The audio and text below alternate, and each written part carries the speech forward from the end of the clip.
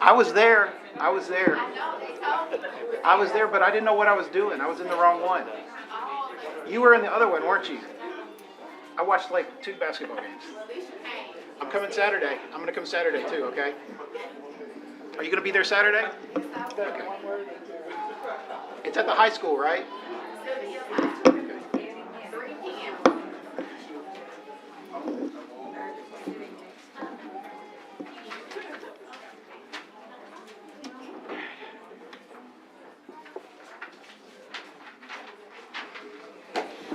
You ready to go? I'm ready, buddy. Hold just a second. Give me this. We're going to go ahead and get started. I just wanted to let everybody know, if this is your first time, we had a public comment sheet out front. If it was a comment, it was for public comment. If anyone wanted to give public comment but didn't sign up on the sheet, you can come up here and let me know, and I can do it now.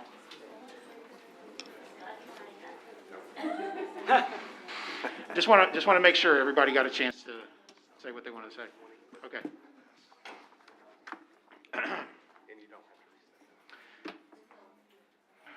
So we're gonna go ahead and get started now. Where's Jasper? Who's back there? Jasper. We good? Okay.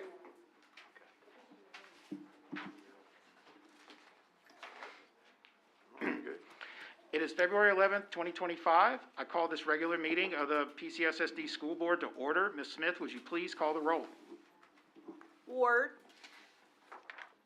Ward. Tate. Here. Me. Potter. Potter. Maynard. Here. Keller. Present. Delaney. Present. Okay. Thank you, Ms. Smith. We have a student board member here tonight. Dr. Tate, would you please introduce our student board member? Yeah, we're glad to have Mackenzie Newton. Mackenzie is a senior at Joe T.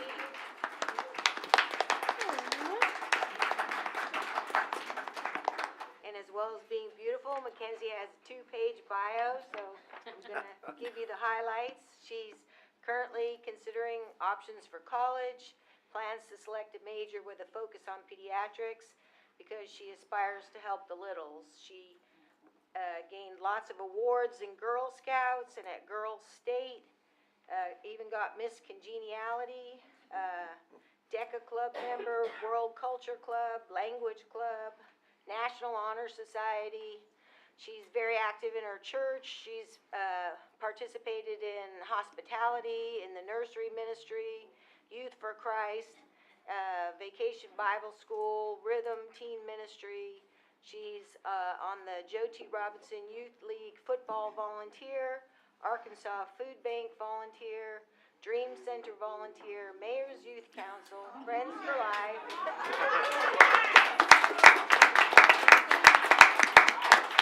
Have one more.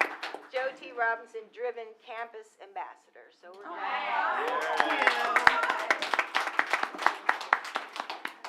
All right, wonderful. Great list. Mackenzie, welcome to the board. You don't have to raise your hand or anything. If you have something to say on anything that we're talking about and where we get to comments from the board, you can make your own comments as well towards the end of the meeting. So just jump right in, do whatever you're comfortable with. All right, thank you so much for having me. Beautiful. Thank you. Would you please join us in the pledge?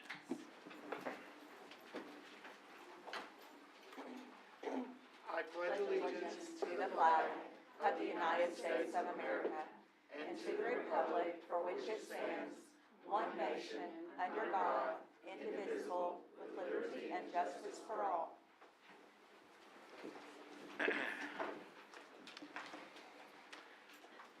Okay, our next item on the agenda is public comments. We have 11 public comments, including Representative Springer. There's nothing different about tonight than any other night. I always read a preface, which I will do now. We allow each speaker 3 minutes for public comments. Dr. Tate will keep time for us. Our responsibility is to listen to your comments. It is board policy that we do not respond or discuss your comments during this time. You have First Amendment rights during your 3 minutes. My polite request is that for any complaints involving a staff member, please consider whether it is necessary to name the staff member in order to make your point. To clarify, board members are not staff members.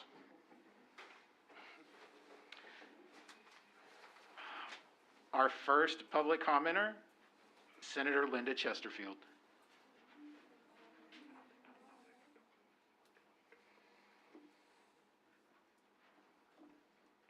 Thank you, Mr. Chair, ladies and gentlemen of the board, Dr. Guest.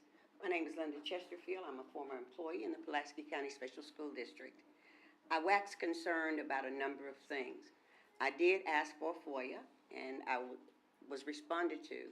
I am concerned that there are comments that are made between board members that are at best questionable and hopefully not in violation of FOIA. But I would just ask, as a former board member in Little Rock, that we be cognizant of that and that we not leave ourselves open to freedom of information issues as a board. I'm also a citizen and taxpayer in this district, and I am concerned because of the spending that I'm hearing about. We just brought out a contract with Dr. McNulty. We have hired Dr. Guest again. Both of those issues probably cost us about $300,000. It has been said that we have hired another employee to the tune of $100 an hour in January, and that the plan is to hire another employee to the tune of $100 an hour in Pulaski County.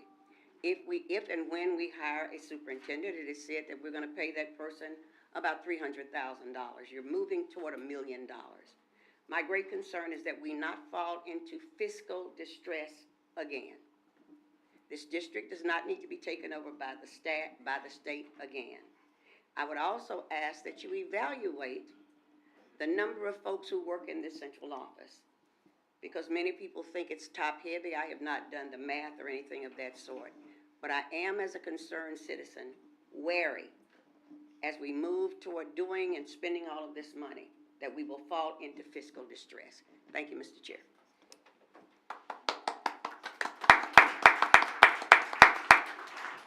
Thank you, Senator Chesterfield. Our next speaker is Elizabeth Foster.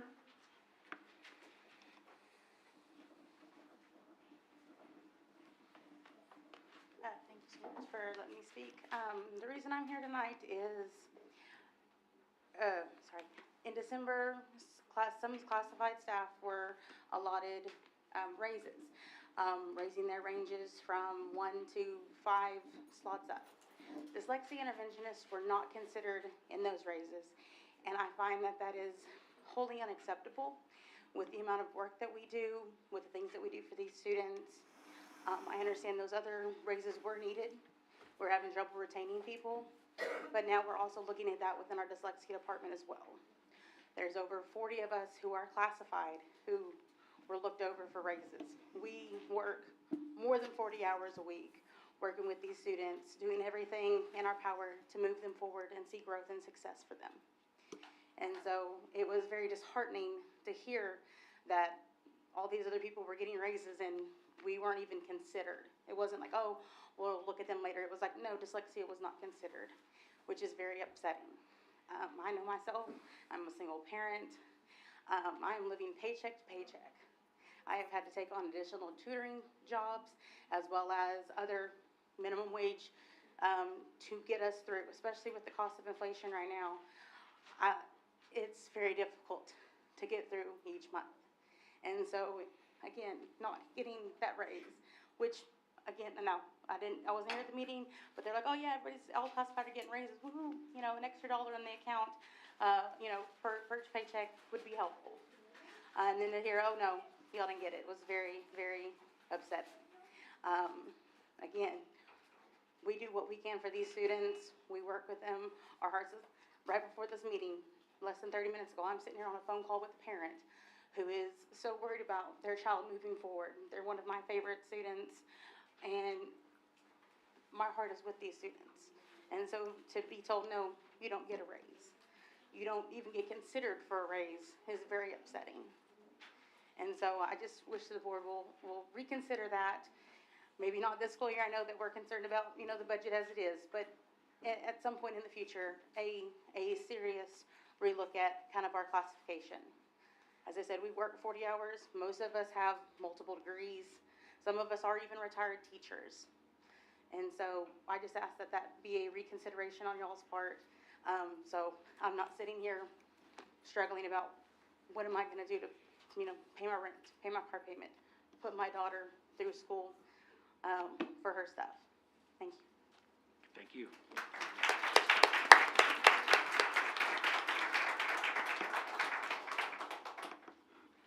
Getting it worked out okay? Okay. Our next one, I have Christopher A. Okay.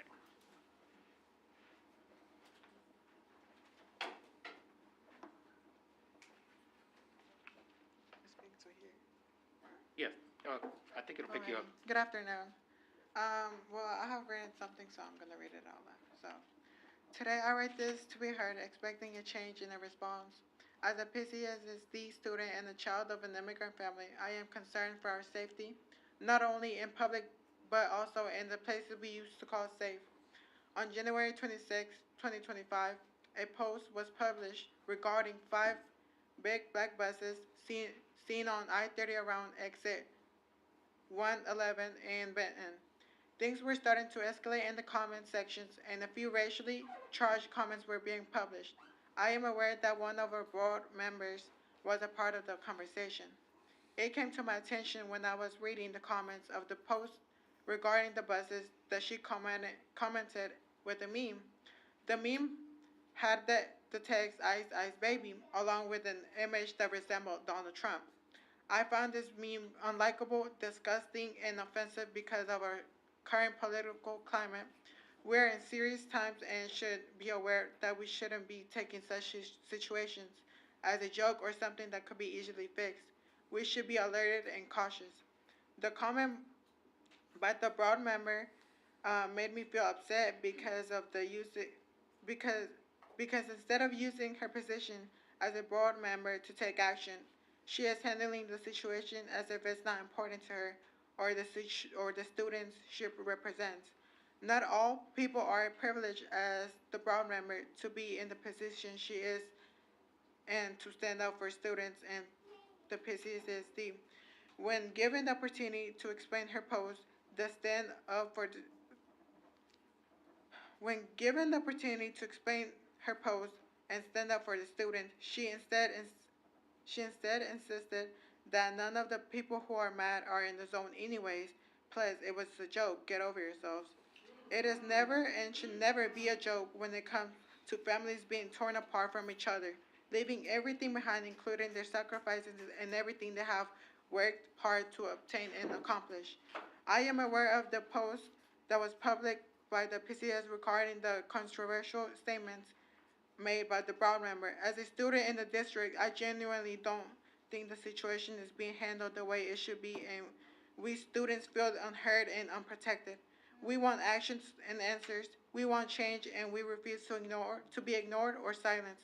It's time we start speaking up with courage. I read this letter in hopes of change. Thank you.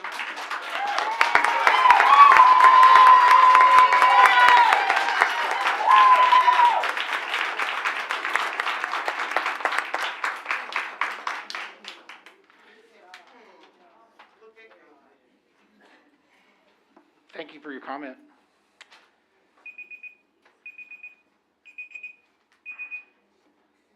Our next commenter is Brittany Walker. Hello, board. I have just two things to discuss. The first thing that I want to bring to you all's attention is regardless of the changes in leaderships with the superintendent, the building for the future project plan needs to be priority when you guys get someone in a permanent setting to make those decisions. The only reason why College Station Elementary is meeting standards, warm, safe, and dry, is because of the work that the faculty do, the community, and also the students were compromising daily. It concerns me greatly because everybody want money. I understand the staff's wanting money, people's concerned about fiscal distress, but that school and the money that's going to be allocated for it needs to be toward College Station Elementary. We are waiting on renovations for our school. The last renovation was in 1962. Luckily today, my kids did not have to wear rain boots to get to class. So, that was a plus. The other thing that I have to bring up, and this gentleman spoke about it very heavily, even though it wasn't my race, the comment that Ms. Potter made was very disgusting and distasteful. But what more was concerning to me was the administration response. We do not police public comments. She is entitled to what she feels and how she feels, but when her position is up on this board, that needs to be left inside of her home or on her voting ticket. So again, I don't know who administers or who has to say so or even held her accountable.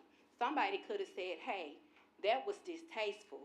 Even when people were speaking out, letting her know that wasn't appropriate, she continued to rebuttal. She stayed in the fight. I said what I said, I'm not changing it. She even referenced her district, which speaks volume, because shortly after that, again, you guys don't police social media posts, but this involved a student. There was a faculty member at Maumelle High School literally hollering in a student's face. That was unacceptable, but again, look where your leadership is at.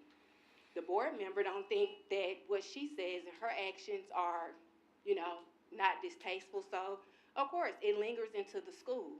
So my question is, if administration cannot police it, or the board doesn't have the authority to correct her or hold them accountable, who does? So that is something to take into consideration. And prior to that, there was an incident where an athletic faculty member literally was engaged in a physical fight with the student at Maumelle High School. But again, who's the common denominator? Mrs. Potter. That's what she believes. You have a freedom to do whatever you like. So that does trickle down into our schools, whether you guys think it or not. So that's all I have to say. But again, when that new superintendent comes, College Station Elementary needs to be a priority for our school.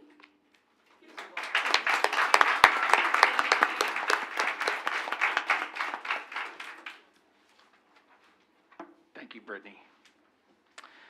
Our next speaker is Courtney Jackson.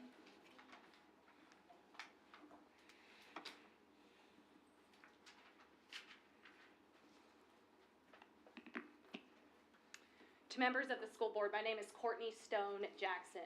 I have spent my entire career fighting educational inequity as a teacher, a school leader, and a senior educational consultant. I come to you today as a parent of 3 Pulaski County students, and my husband is a graduate of this district as well. I am not from here. I join you tonight because even though Wendy Potter blocks me on social media and refuses to answer any of my emails, she cannot block me here. More important than my career in education is, like I said, I am a mother. And I am here tonight with my 3 kids. That wasn't going to stop me. I'm not sure what stopped some other board members from being here, but being here with my 3 kids over there on tablets and snacks and distractions wasn't going to stop me from speaking up today. I am here tonight because of concern over the ethical violations of Wendy Potter and Karen Mayer. Wendy, your gross lack of judgment makes you unfit for public office. Perhaps that's why you are not here in public office tonight. You should be embarrassed and ashamed when you publicly mocked PCSSD families being torn apart by ICE. But those who lack moral compass are not often embarrassed or ashamed. And while your children will look back on history and see your gross negligence and ignorance, I will not let my kids sit back and watch as I was silent. My kids will see me standing up for injustices, not perpetuating them. As school board members, you are required to uphold your code of ethics, which are 15 statements. Wendy Potter and Karen Maynard are in violation of at least 3 of these ethics just in the last 3 weeks. As school board members, have you reported these ethic violations to the appropriate state entities? Are you aware of these violations to your code of ethics? I would like to outline the ethics violations. Ethics violation number 1, realize that he owes primary allegiance to the educational welfare of the people, especially children of his community. Wendy and Karen, when you publicly mocked ICE raids happening in your community, you demonstrated that your primary allegiance is not to the educational welfare of children. Your primary allegiance is to that of racism and political party. Your inability to put your own bias and prejudice aside to protect the children of Pulaski County Special School District makes you unfit to serve public office. Ethics violation number 2, respecting the rights of others who hold and express opinions. Some school board members are not here. Wendy, you are entitled to maintain your personal Facebook page, but it is important to note that you also operate a separate Facebook page called Wendy Potter for PCSSD. This page is explicitly linked to your role as a board member, as evidenced not only by the inclusion of PCSSD in the title, but also by your sharing of relevant district information. In this capacity, you must ensure that people are able to freely express their opinions.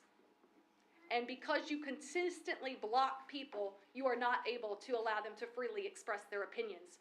My time is up. I will be back next month, and I hope that I can see Wendy Potter face to face.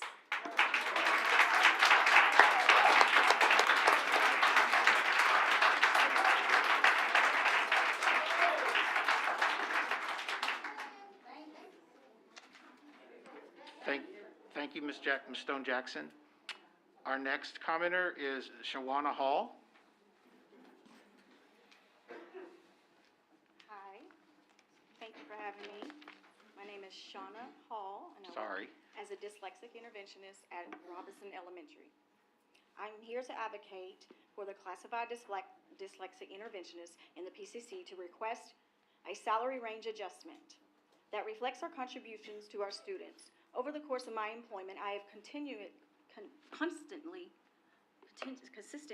demonstrated a commitment to our students' success in promoting equity with skills to help them to read and spell and successfully in the classroom. Some of the things we do: improve student outcomes, successfully implement evidence-based dyslexic interventionists resulting in measurable improvements to reading proficiency, decoding, and spelling. We advocate for resources to work closely with our teachers to provide additional resources and tools for dyslexia support in the classroom. We build strong family partnerships, establishing open lines of communications with our family to extend learning support at home. We are conducting assessments, administering assessments to evaluate students' reading, language skills, identifying specific areas of difficulty related to dyslexia, while documenting progress, providing direct instruction by delivering individualized or small group instruction tailored to the needs of students with dyslexia characteristics, while focusing on proven reading, writing, spelling, and phonological awareness. We are also creating a positive environment, supportive, encouraging, structured learning environment for students that results in the students' confidence. After reviewing salaries in other regions, we believe adjusting our pay to a higher range would be more accurately reflect our contributions to the PCSSD. We provide services for students, success in phonological awareness, spelling, reading, decoding skills to set them up for success in the classroom, while taking on additional duties and responsibilities throughout the day. Yet we feel our efforts are not being adequately recognized within the district. Currently, we are classified dyslexia interventions sit at range 8, while paraprofessionals are now at range 9. Which was from range 7. From my understanding, we have always been at range 8 since we have always been range 8, a range above the paraprofessional position, since the dyslexia program's inception around 8 years ago. It would seem appropriate to adjust our range to range 10, which is a step up, which we believe reflects an increased responsibilities and professional standards of our work. This will not only acknowledge of our performance, but also demonstrate the district's commitment to supporting specialized educators who play a vital role in closing the achievement gaps in the classroom, as well as reflecting the responsibilities and quality of the service we provide daily. As a dyslexia interventionist, we are deeply passionate about our work. We do, and we are committed and continuing to making a meaningful impact on our students' success. Thank you. Thank you.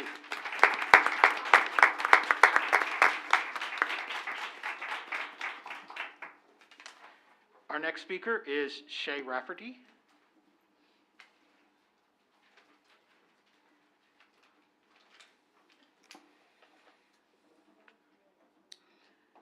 Good evening. My name is Shay Rafferty. I am a co-founder of Friends of Public Education, LRSD and PCSSD, as well as a board member on CAPES, which is Citizens for Arkansas Public Education and Students. Education is the hill I will die on. The students is the hill I will die on. When I was made aware of the post, and I will stop real quick, I got some time.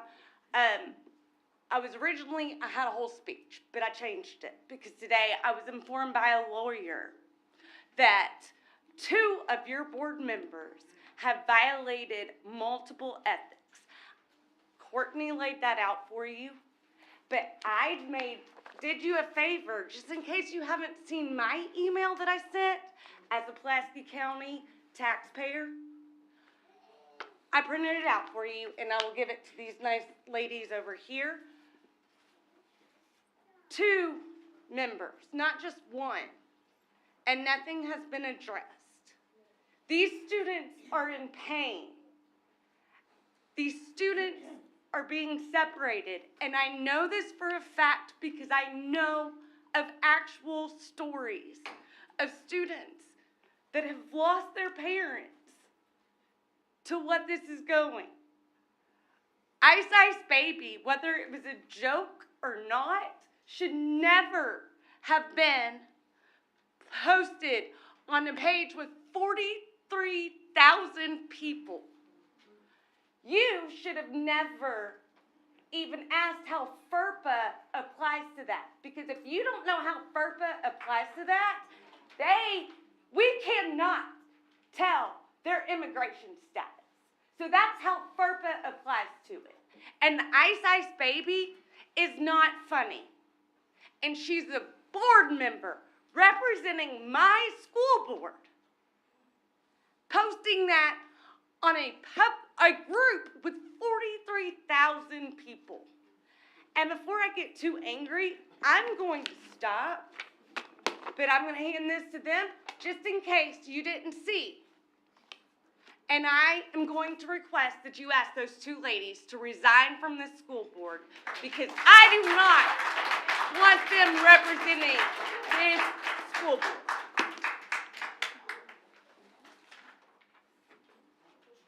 Thank you, Ms. Rafferty.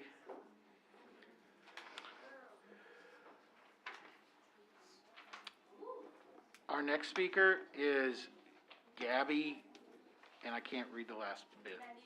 Mendiola. Sorry.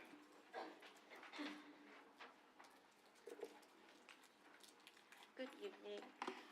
Yes, my name is Mrs. Mendiola, and I am a dyslexia interventionist, and my background is Mexican as well. I didn't know I was come across with this situation. I was not aware. So I guess there's 2 things that I'm going to talk about tonight. The first thing, of course, is my job. A lot of my coworkers are here. I think everything has been said.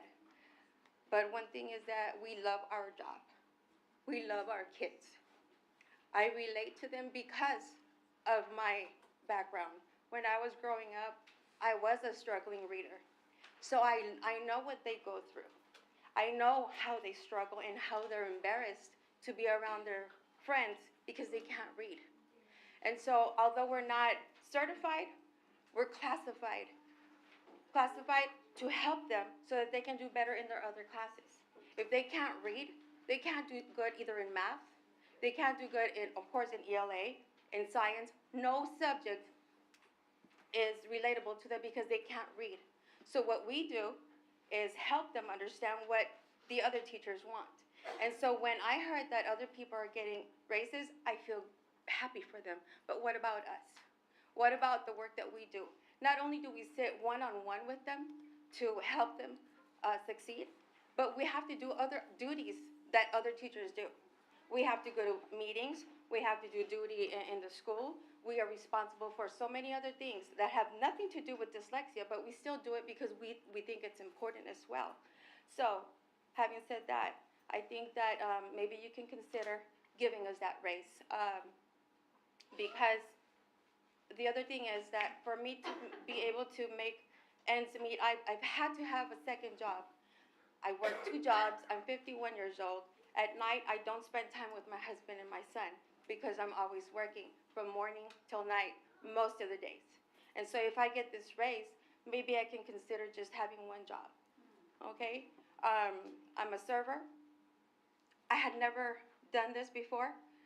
I had to because I was not making it, okay? And so please, if you would consider that. The other thing is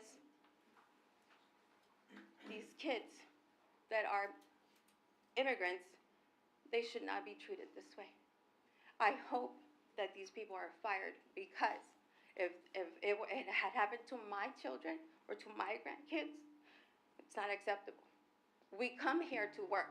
Yes, I know that there's criminals out there. Yes, I know we need to get rid of those people.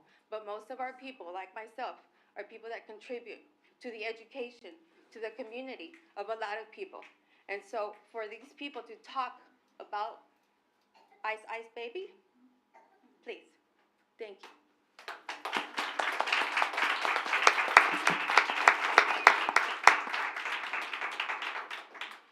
Thank you, Ms. Mendiola. Our next speaker is Julia Taylor.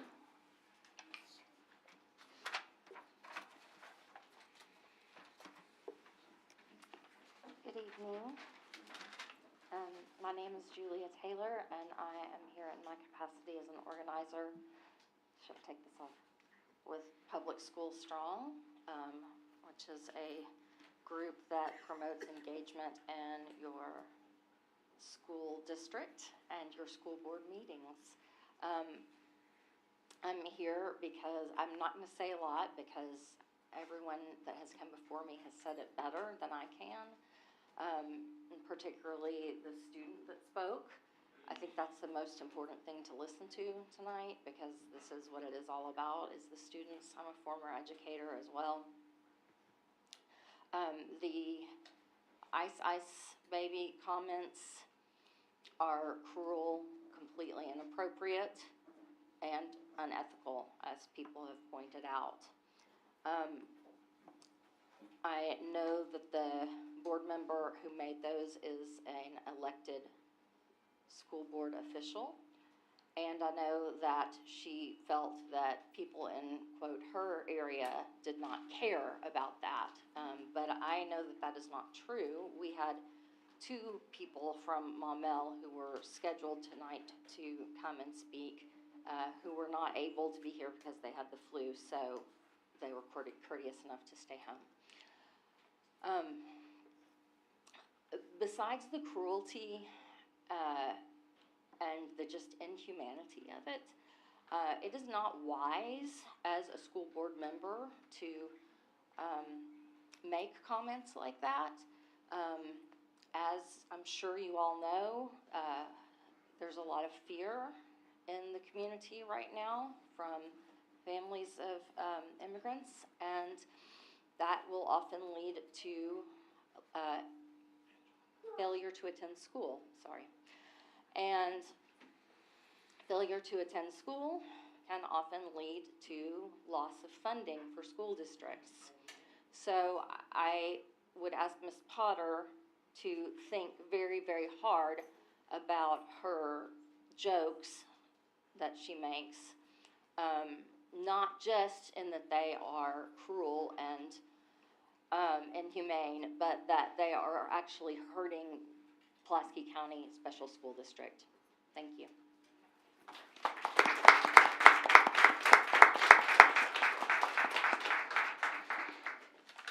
Thank you, Ms. Taylor.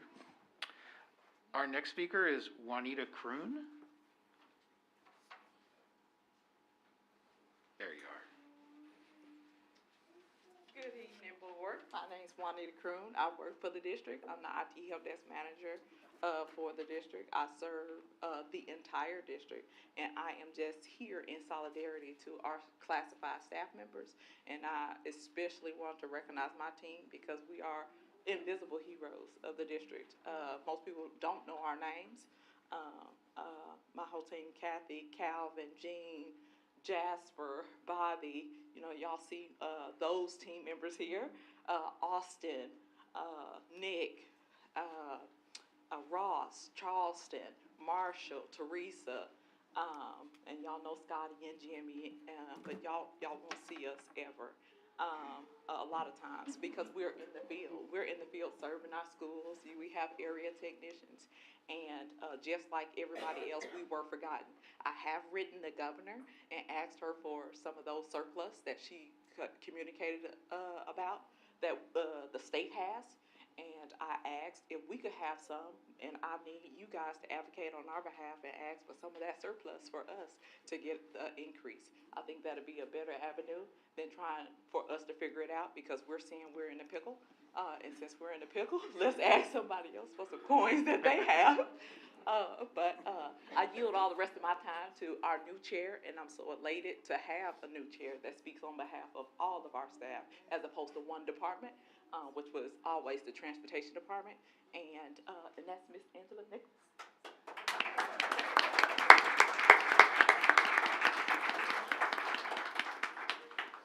We're going to hear from you later, right, Angela? Okay. And our last speaker who's going to play us out is Representative Joy Springer.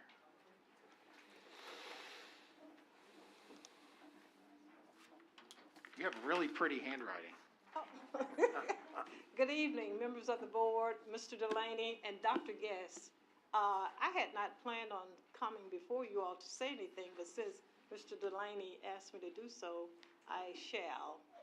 Dr. Guest, it's great to see you again after how many years? It's been a long time. Been a while. It's been a while. And as I sit here and listen to the speakers this evening, I am just very saddened because I thought that we had come farther than this. It seems as though we're going backwards instead of forward, based upon the comments that I've heard, because Dr. Guest, when you were here, we were almost there. We only had a few things to address, but it sounds like we're going backwards. We're going back to the times when there was some, let's just say epithets that are being communicated now, and we've not heard of that for years and years. It seems like that's taking place here, and that's not the case that we should have, that we should be faced with. And I have to also emphasize, and not usually when I come before the board, I remind you about your remaining obligations that you have, and I will emphasize that. Whoever the new superintendent is, you all need to make sure that you uphold your obligations under the plan, and that includes College Station and Harris. You have those things left over for right now, but based upon what I'm hearing, you may have some additional obligation that you have to go through based upon this testimony that I've heard this evening. So let's make sure that we do what we've promised to the citizens of this county. Thank you. Thank you.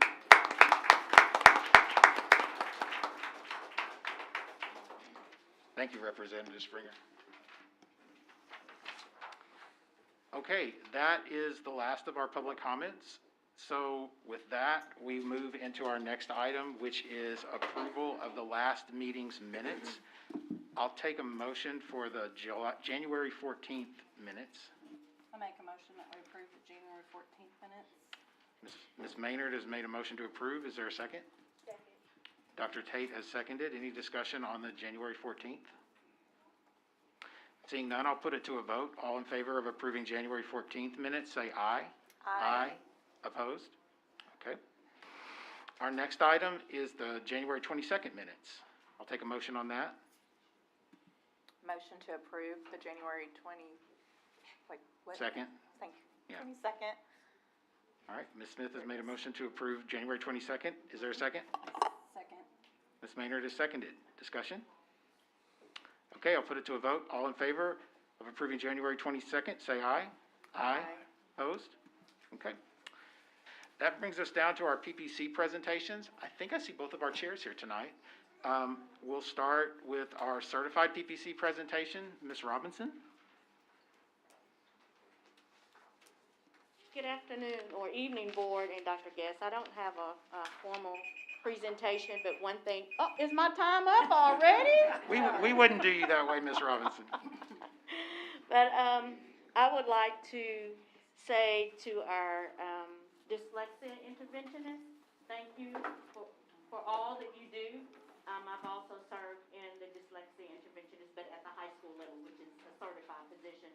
But I want to just tell you, thank you, that you are a support to our students and to the classroom teachers. Thank you very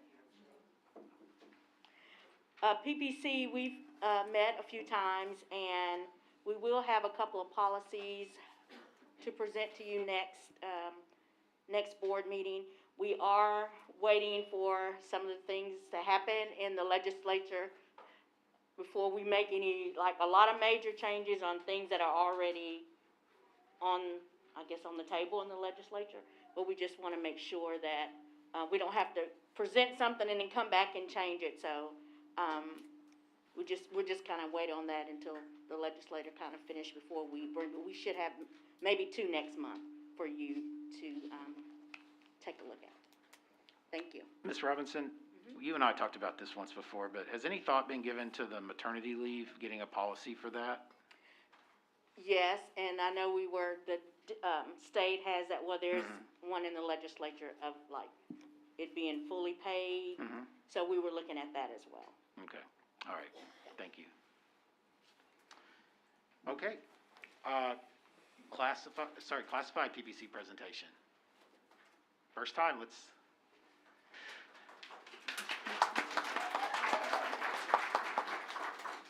Good evening, PCSS board members and Dr. Guest, Superintendent. My name is Angela Nichols, and I stand before you today with great honor as the newly appointed classified PPC chairperson.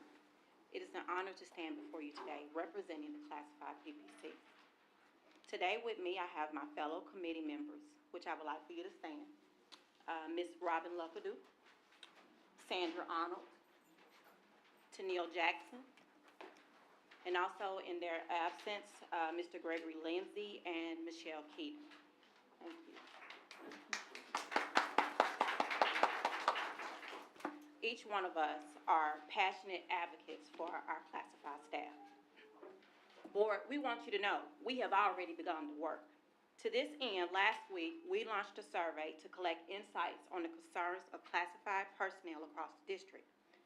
The results of this survey will be used to steer our focus and shape our priorities as a committee moving forward. We are committed to sharing these findings with you, the board, in upcoming meetings, fostering an open dialogue about how we can collaborate effectively. This collaboration is vital for the PPC committee, as it will enable us to represent our colleagues and advocate for their collective needs adequately. Together, we can and will continue to grow and make a positive impact. I wholeheartedly believe collaboration flourishes in an atmosphere of mutual respect. And when we unite under a common purpose, our district's success, we can achieve incredible things together. Together, we, the classified staff, embody a shared commitment to our profession where we demonstrate daily that we are not merely support staff. We are passionate educators in our own right, dedicated to fostering an environment where students, staff, and our district can thrive. Whether we are custodians and maintenance workers who create a clean and safe learning environment, bus drivers ensuring safe transport of our precious students, paraprofessionals and interventionists who provide the support that is needed to ensure student success, or clerical professionals who keep our departments and schools running smoothly. We play an indispensable role in shaping the experiences that defines our district. Our commitment is fueled not by financial gain, which is obvious, but by our genuine passion for the well-being and future of the students we serve. To fulfill this critical mission, we must feel valued and appreciated for our work. We ask you to reaffirm your respect and gratitude for our classified staff, recognizing us as an essential educational partners within the district.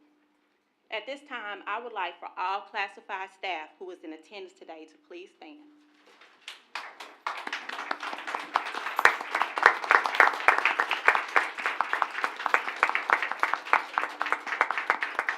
you have not heard it from anyone this week, we appreciate you. I appreciate you. You are valued. We thank you. Board, we urge you to honor the promises previously made regarding compensation and support. Fair compensation validates our hard work. It strengthens our morale and encourages us to reach our fullest potential. A culture of appreciation works wonders.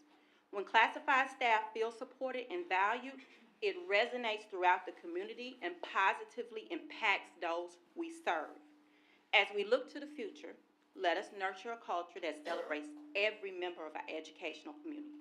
In closing, let us strive to build a culture of appreciation and accountability, ensuring that every member feels valued.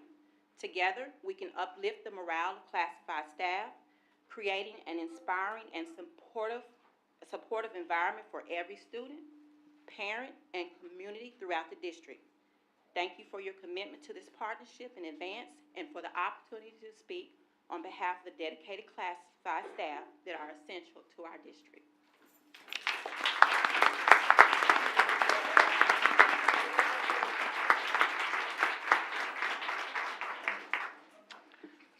Okay.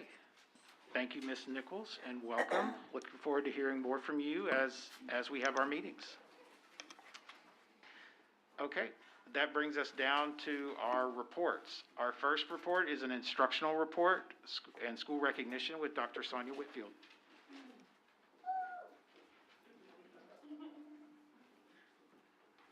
Good afternoon.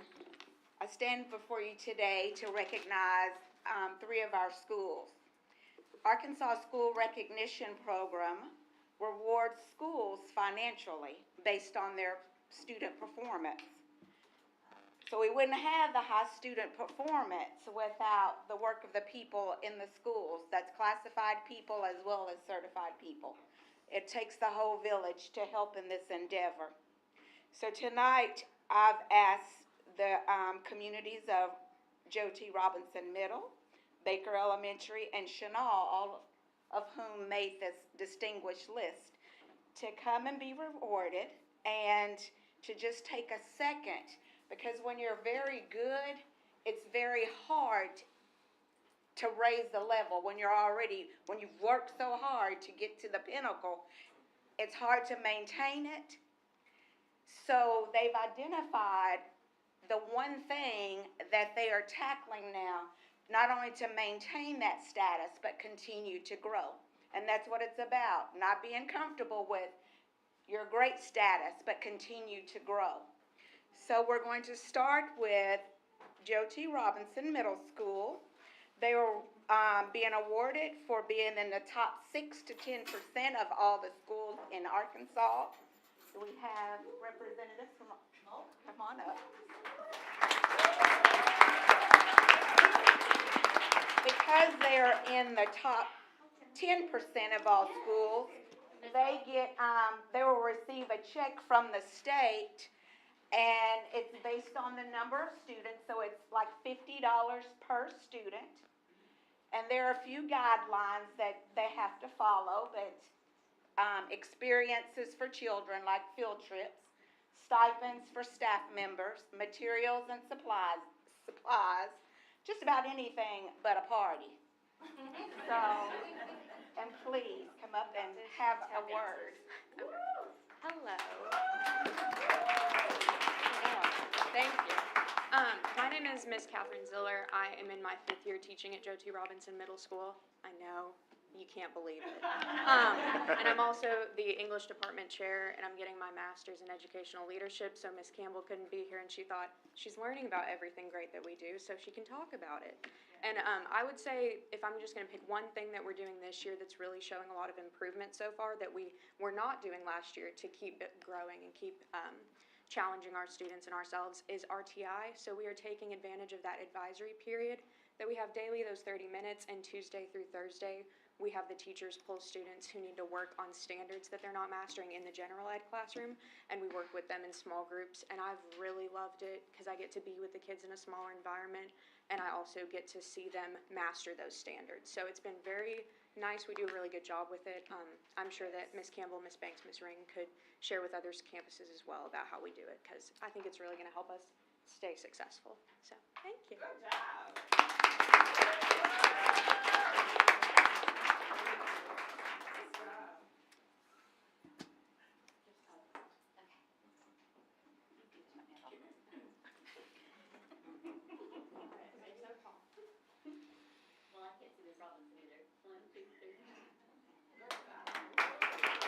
Congratulations, Robinson Middle. Your check, $26,031.73. Next, we have Baker Elementary, top 5% performance. They will receive a check in the amount of $34,363.59.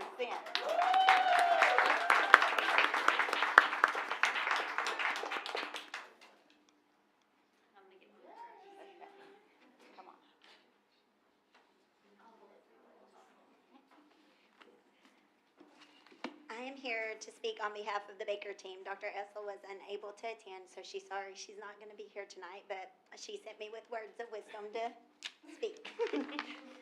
Thank you for the opportunity to speak with you today. Baker has a proud tradition of excellence, and while we have achieved remarkable success over the years, we recognize that there's always room to grow. As we look forward to the future, I believe there are a few key areas that will help improve our school. First, we must continue to invest in our teachers. They are the heart of our success, and providing them with ongoing professional development is essential. Making teachers feel valued and a sense of belonging is very important to our school. By fostering an environment of continuous learning and adapting a growth mindset, we empower our educators to stay ahead of the curve, implement the best teaching practices, and adapt the needs of our students. This ensures that every child receives the highest quality education possible, and every teacher realizes their full impact on the upcoming generations. Second, embracing innovation. Our students are growing up in an increasingly dynamic world, and we work to ensure they are equipped with essential skills. Whether it's integrating avid enrichment in the classroom or offering more advanced STEM opportunities, innovative research-based strategies can help foster creativity, critical thinking, and collaboration, skills that are vital for success in the 21st century. We don't just teach students to select the correct answer, we equip them with the knowledge and skill set to explain their reasoning, justify their rationale, or prove or disprove ideas. Finally, we will continue to explore more partnerships with local organizations, universities, and businesses. These collaborations have provided invaluable real-world experiences, mentorship opportunities, and connections to the community that enhance our students' learning and career readiness. Together, by supporting our teachers, embracing innovation, and building strong community partnerships, we will continue to elevate our school to new heights and ensure our students are prepared to excel in the world.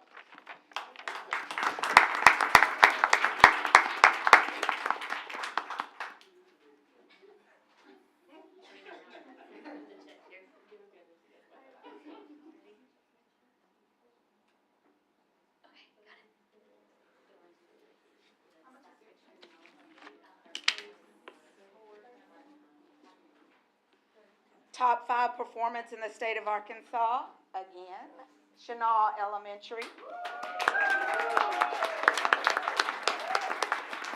Chenal Elementary, based on their student numbers, will receive a check in the amount of $39,979.80. Good evening.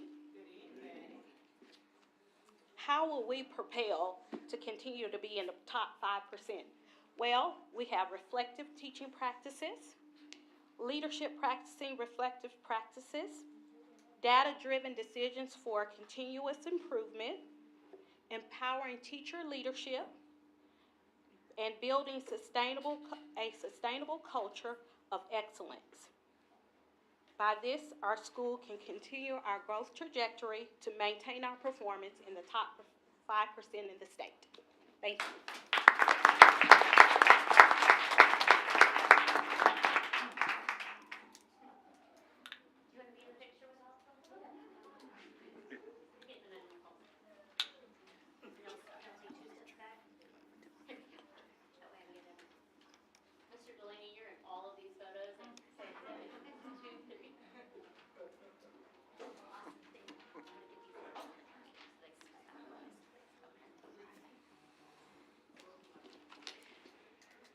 again, it takes a commitment from everybody to make this happen. From the bus drivers who greet the students every morning, the ladies in the cafeteria who greet them as they get breakfast, the office staff who checks in and checks on the students, all the support staff, all the certified staff. It truly takes a village. We're very proud of these 3 schools, and we expect the greatness to continue. Thank you.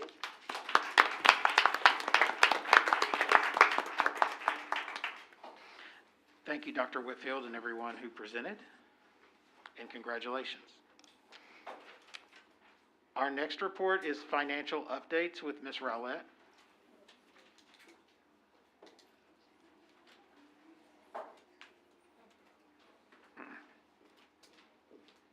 Good evening, Board. Dr. Guest, as usual, I am bringing you the financial updates for period 7, which was the month of January. These are our legal funds. These are the funds that the state look at to consider our physical health.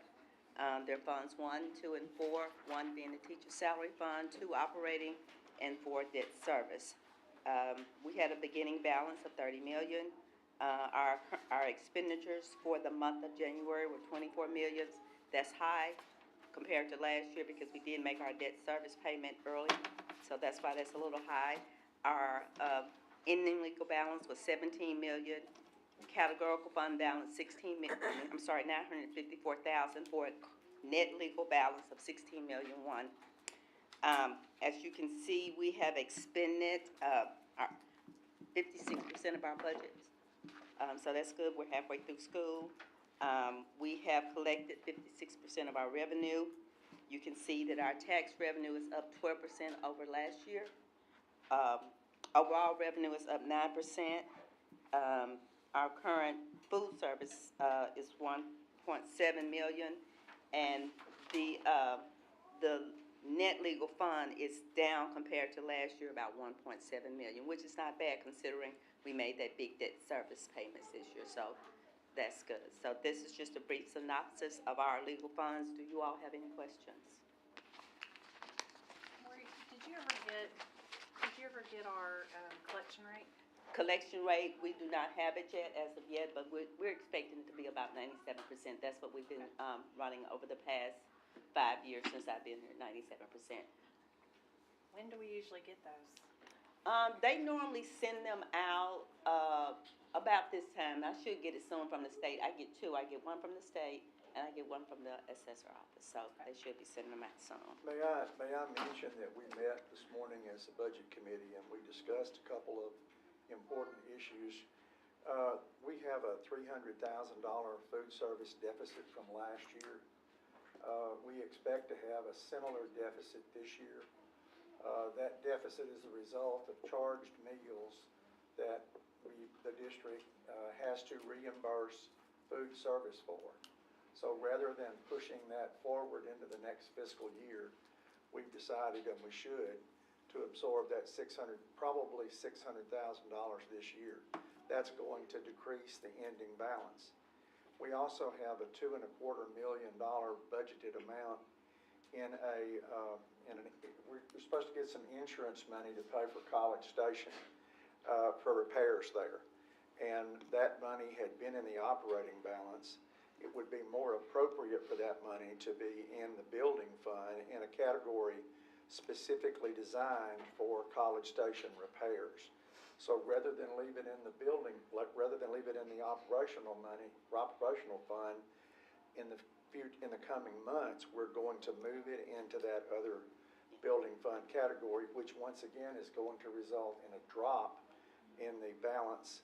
But these are appropriate moves that accurately reflect the amount of money that is owed to the food service or will be owed to the food service program, and the use of that $2.25 million. It's not there as an unencumbered operational amount.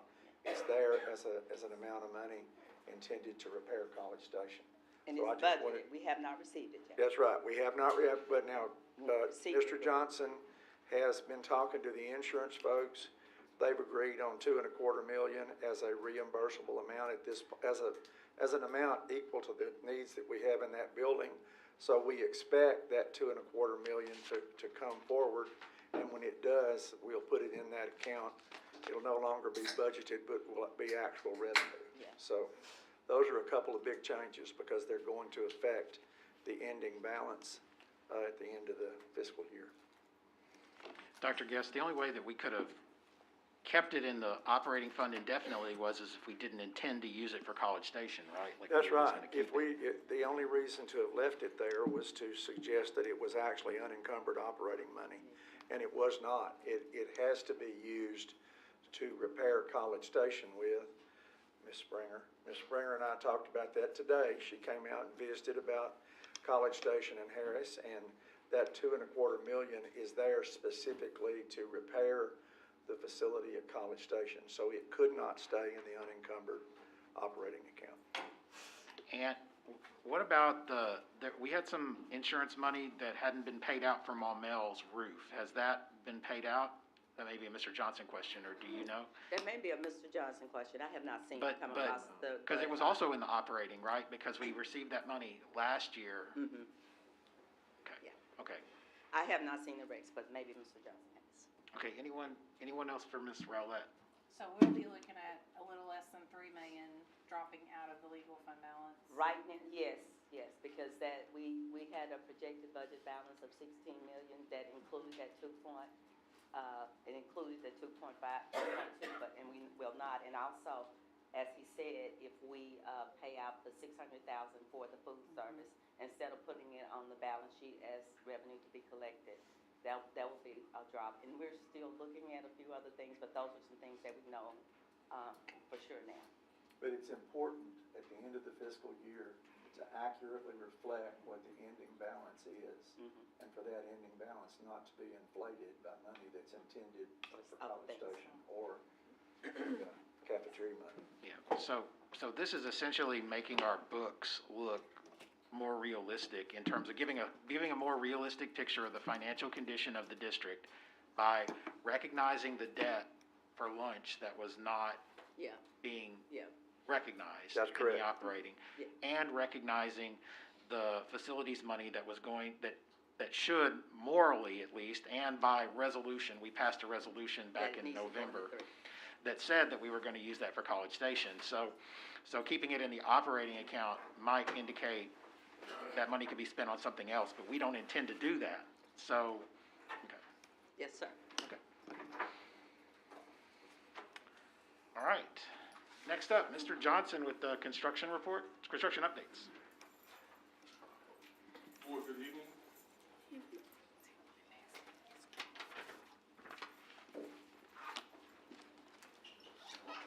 Before it gets started, I'd actually like to cover two things.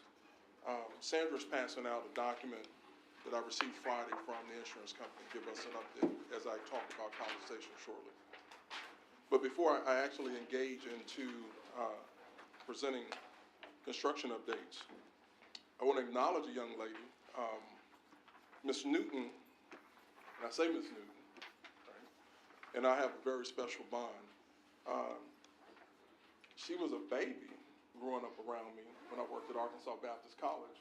And I'm really, from a good friend of the family perspective, I'm a little heartened right now because I don't want to see her grow up to be this spectacular young lady. And just like I tell folks all the time, I still got guns at the house, so just, right? That's a running joke between me and her father, so just FYI.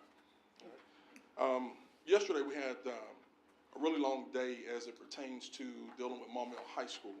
I want to touch on that briefly because I need to acknowledge our plumbing team, primarily the master plumber that we have as our foreman in Tyler Maddy. Tyler spent a good part of the evening last night with Summit Gas, running across the rooftops in cold, wet weather, trying to isolate and find gas potential leaks, which we did not find any today, and there are none that exist. What we do have is we replaced the roof this past summer, and as you guys know, when we replaced that membrane that makes up the roof, we had to take off all of the HVAC units, which are water source heat pumps, off the top of the building, lay the new roof, put them back down, and of course all those have gas lines running to them. Subsequently, we're going back through after Summit did their inspection today and released us back. to be able to open tomorrow, to make sure that we're contracting with comfort systems. And they did go in the building. They did go on top of the building. They did take gas detecting equipment. Those units run about $18,000 to $20,000 each, to run the complete line of the building to hunt and search for any issues with gas. With that being noted, there were no major findings, and we have teams on place to basically resolve those issues. So, but my hat is off to the plumbing guys, because it literally is 40 degrees today, wet and cold, and those guys are on top of a building at the highest peaks, about 70 feet in the air. So hats off to them. Everyone made it home safely. We'll get those issues finally resolved, but I wanted to make sure I gave a report this evening to the board. So construction updates as they are. Mills High School is coming along. The classroom portion of the building is now closed in, and we're able to turn the heat on in that building to finish out the finishes for the classroom phase of this building. We're still on target for July. Furnishings have been ordered. Things are moving along at a pace that we're extremely pleased with, and we'll be good there. Girls softball field. The girls softball team has received their softball field. Thank you. There was a training today for as the audio system and the announcing system and that kind of thing. And IT and Scott Young and his team did a tremendous job of trying to herd cats to get everybody together to get that taken care of. But the young folks are extremely happy with the field. Coaching staff is extremely happy with the field, and so we're making plans to continue to move forward with those items. We still have some touch-up issues and cabinetry for the concession stand. That will be taken care of forthwith, and we'll turn that facility over for some great softball games coming very soon. Last item for Mills is the arena. We're still erecting steel portions of the building. The foundational pieces and block laying are coming to an end. It is a fantastic structure that is actually coming together quite nicely. We're still on target for August of this upcoming year, and so very pleased with the outcomes thus far as Mills goes. Are there any questions as it relates to Mills High School? You mean this fall? This fall? Okay. Yes, ma'am. Yeah. Which is what we anticipated, right? Absolutely. Yeah, there's no change there. All right. We'll move on to College Station, which would be the next item that I present this evening. So on Friday, we were waiting for a bid document to come from Metro Disaster Specialist in regards to the damage and what the pricing would be for to repair that building. Their numbers had come in at $2,200,032,000. Let me start over again. $2,232,104.69 is the official estimate. That information has been forwarded over to the insurance company for their considerations. And just a slight cleanup for Dr. Guest there for a second. We're waiting for their statement to us on what are our next steps as far as, are they going to write a check or are they going to mandate we spend that to redo the building? If it's a check that's written, which we're advocating for, that goes in the rest of the pot with the money that we've already allocated for the repairs and the upgrades at College Station. So that kind of brings us up to speed on where we are with College Station. You have a hard document in your hand that kind of gives us final say on the funds. As from an accounting standpoint in regards to funding, question about where these funds would be, they'll go to Fund 3 is my preference, or at least that way we can properly account for them where they should be.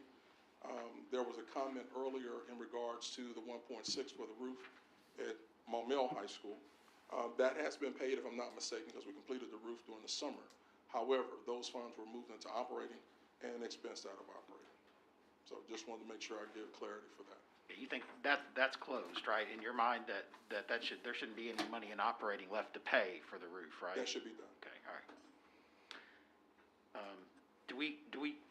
Do you know when we would get a sense of what the insurance company is going to require us to do, or just do they? At this particular point in time, it's in their hands now. We'll wait for their feedback. I anticipate Shannon Moore and her team will basically be forthwith. We've got some things that are 6 trailers of merchandise out of College Station that's currently in storage that they've been paying for. I would suspect that at a point in time that they finalize their information, not only locally with ASBA insurance, but also the national carrier, which is Lords of London. That decision should probably come maybe over the next 2 weeks, possibly, 10 days to 2 weeks. So we've been talking a lot about where the money's gonna go and all of that. Technically, that's not decided that we're gonna get a check. That's correct. That's not They final. could say, they could force us to restore the building, right? That's correct. Okay. That's correct. I think at the end of the day, I think the decision ultimately will be ours based on us being the recipient. Their charge is to make us whole in regards to the loss. And so based on that, we have a conversation and had a pre-conversation prior to, because they have before allowed funding to be used to bring about a new facility. And so that was a conversation we had before we even got started down this pathway. Okay. Other questions? Did you have other projects? No, those were the only two for tonight. I had a question. Yes, sir. Doesn't have anything to do with what you just talked about, but Yes, sir. last summer, I think we had heat issues. It got very hot right around the start of school, and there was some talk about, you can put air conditioning on buses. Did we do anything at all about air conditioners on buses? I don't know that we said we would, but what's the status of air conditioners on buses? We did not move to, I think the cost was $900 per bus, if I'm not mistaken, and Mr. Delaney, I'm thinking off the top of my head. We did, however, purchase 14 new buses that did come with AC on those buses. But no, we did not. I don't know that we had that line item budgeted. Yeah, right. We did not have the funding for it. No, I wasn't suggesting that we did. I just wanted to know what we had on the fleet in terms, and so there's probably maybe around 14 buses that have air conditioning. Well, no, there are more than 14. There were 14 new buses that we received last year. But now since you opened this door on buses, I'm gonna jump in. Okay, all right. Opportunity, that's how that works right Oh, you walked right into it. At some point in time, we should get back to making sure that we budget annually for purchase of buses. And that's something that we have not done over the last several years. With our current fleet and the aging of our fleet, we should probably be buying anywhere from 10 to 12 buses a year. We just have not committed to that. Where we've committed has been where we've been able to find grant funding to basically go for propane buses, which have worked out halfway decent for us. But we've had to go in and put the infrastructure in place and pay for that on an annual basis as far as propane tanks and that kind of thing go. At one point in time, we talked about potential electric buses as far as moving in that direction and grants for that. But we don't have the infrastructure for it. So really for me, as I look at our current fleet and how we're moving our fleet, we just need to commit to regular buses and making those 10 to 12 per year from a budgetary standpoint. Just my opinion. Yeah. And not to steal your thunder on buses, but do new buses come with air conditioners, or do they now? We get them with air conditioning, sir. Okay, so if we got new buses, we would get air conditioners. Yes, on them, right? absolutely. You and I would only know about heaters on buses. We didn't know about air conditioners on buses, but apparently that's a thing now, right? And, absolutely. Okay, all right. I mean, just that little fan right at the bus driver facing them, that's all I remember about. And that was almost disrespectful. Hot air blowing in your face on a hot day, yeah, that's not good. The breeze coming when the doors open was probably the best part. Yes, ma'am. So when you say 10 to 12 a year, do you get a discounted rate when you purchase a certain amount of buses at one time? Once you put the bid out, you're pretty much subject for the bid or the state contract that's available for purchasing at that time frame. That's kind of where we are. And that was kind of been $98,000. The propane buses cost, I think, $145, $146 per bus based on propane, but we had the grant money to offset that with a 25% match. So let me ask you this, how many of those buses, electric buses, came with that grant? 3? No, we have no electric buses, but the grant process for What did it give us? propane. Propane, okay. Yes, ma'am. I guess that's why, it wasn't diesel, it was propane. Yeah, and if memory serves me correct, it's 14. We have 14? We have 14, yes, ma'am. Other questions? Great questions. Cost-wise, fuel-wise, which one do you feel like is more beneficial with the way the fleet runs? We have 650 square miles that we travel. I'm just a diesel guy. Our mechanics are more suited for diesel. What I found in this process with propane, and even eventually if we chose to go EV route, is that training courses to certify our guys are far and few and in between when it comes to that. There are some liability issues with the first propane buses that were out, of which we purchased one of those, and subsequently that bus caught a fire. So, yeah, I prefer diesel, something that we know, tried and true, and at 650 square miles, very reliable. Okay, thank you. How many buses do we have? I think there are a little less than, I think it's 198 buses currently in the fleet. Of that, we'll probably have about 125, 128 that's in full operations every day. And they're in good shape for right now. And approximately what percentage of those would you say are air conditioned? Just 14 or? No, it's more than 14, Dr. Tate. I probably would say out of that 198, there are probably at least 45 that's got AC on those buses. Our fleet are some older buses. So about 25%. About 25%. Now, don't hold me to that, Dr. Delane. Doctor. Well, I'm giving it to you tonight because you'll doctor something up on me real quick. Anyone else for Mr. Johnson? Okay, thank you so much.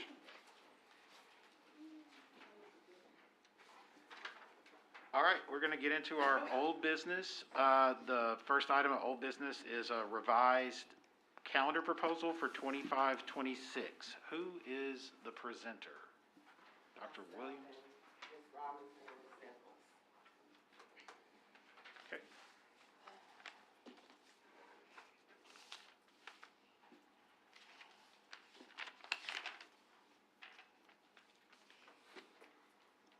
I just want to say, Are you ready, ready Mr. for us? Delaney? Oh, yeah. Oh, okay. Sorry. You usually I say spaced out. I something, spaced so. out. Yeah, you're right, I did. Go ahead. I just wanted to say that, the calendar that we brought to you before, that, I would like to say that, of course, some of our, certified, we're happy with that after you passed it. And then, I just want to put that in record because I got a lot of calls and emails and texts about the calendar and why it was being changed. And so I had to explain to them why the changes were being made, just by what Dr. Guest had said at the last board meeting in his superintendent comment. So I just wanted to make sure that I said that for the record because there are people that's wanting to know why. But I did explain to them, Dr. Guest, all of your concerns that you had with the 173-day calendar that we had. It was an alternate calendar, but I did go back and just speak to those. But I just want to also say that the certified PPC, we really love the 173 days. So before you, you have a revision of the calendar to include some things that were, to include the 178 days. Dr. Guest wanted us to look at that as well as aligning with a couple of the other districts in the area. And so that was what was developed, taken before both PPCs as our process goes. And they had an opportunity to look at the calendar, make suggestions and whatnot. At this point in the calendar, we were just kind of looking at how we could make the adjustments that were encouraged. And so we produced this calendar. It was approved through both bodies. And that's what you have before you today with August 4th start date for teachers and an August 11th start date for students. The ending will be about the same as the previous calendar. It would be for students May 21st, for staff May 22nd. Again, this is the alternate format that is based on minutes that allows us some flexibility in terms of, well, it allows for flexibility in various areas. That's how the 173 came about, but it also allows us to have some flexibility in instances of inclement weather or things of that nature like we had a few days ago. Those will be days that students will not have to make up. Of course, teachers have a 190-day contract. How that's handled can go through the board or go as it normally would with makeup days at the end, but that's a decision that you all will make. But this is the calendar as it sits today. Again, an August 4th start for teachers, an August 11th start for students, 178 student contact days. That's it. Ms. Nichols, anything? No, nothing to add to that. We were grateful that the PPC classified staff was asked for our opinion on this calendar, and we wholeheartedly agree that it's for the best for our students and staff. I just want you to know it's my position that classified must be asked. Okay, so like it's like in law, essentially, it's like part of both sets of groups' policies. So, did y'all think much about 173 days and how it would impact you? Like, was there a sense, was that even discussed in classified? Well, she wasn't there then. Okay. Oh, that's right, okay. Okay, and this calendar, it starts with Little Rocks, right? In at least. And North Little Rock, not Jacksonville. Jacksonville did something starts different. on the Yeah. 18th, as the previous calendar was. So if somebody's watching and they want to know when we're starting, we can say that we're starting with Little Rock and North Little Rock. All those. August 11th for students, August 4th for teachers. And then Jacksonville, They are starting August 11th. August 18th for students, and they're front-loading 2 weeks.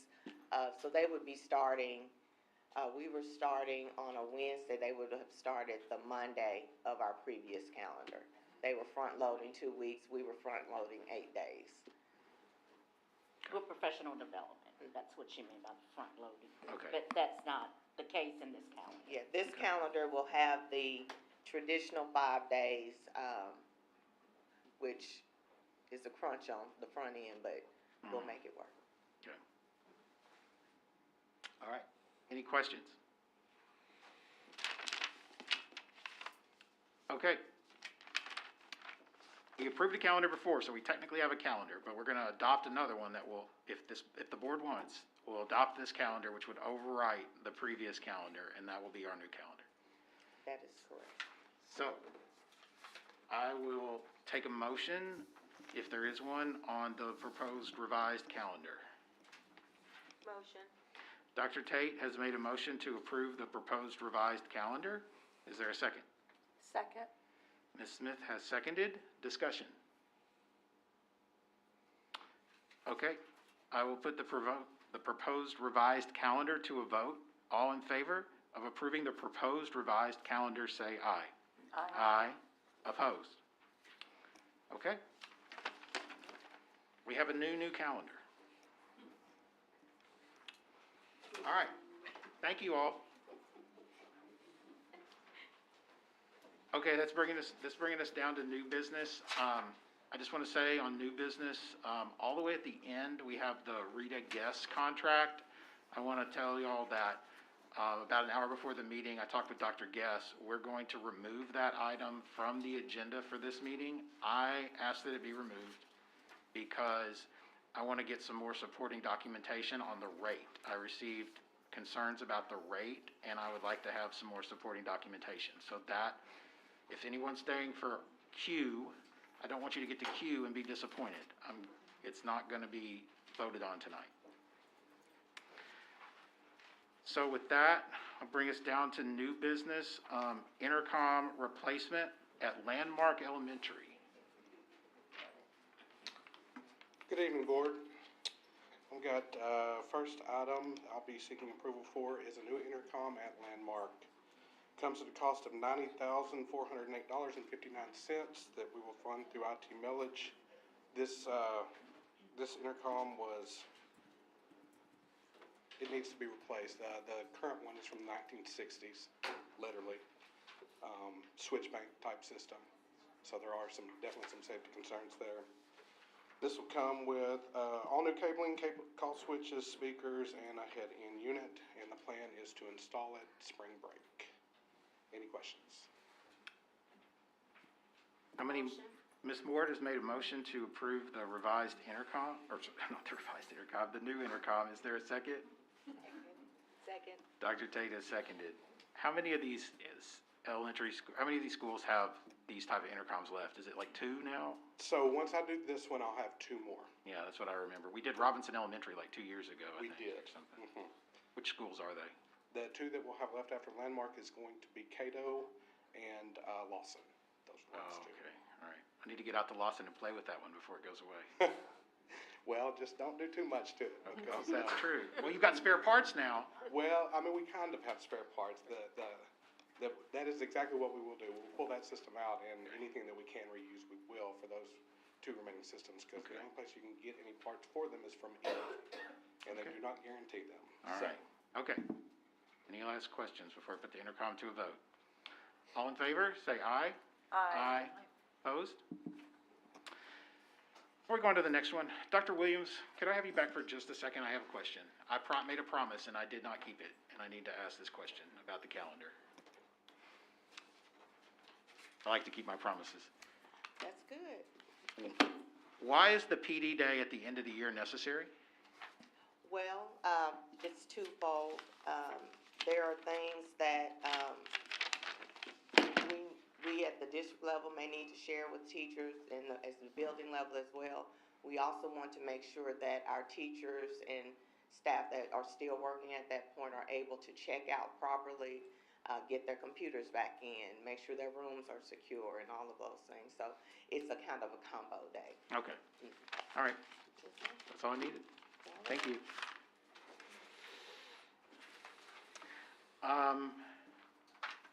Sorry about that. No. You're done, right? Oh, you had No, another one. I got UPS the next 2. purchase E-rate. Yes.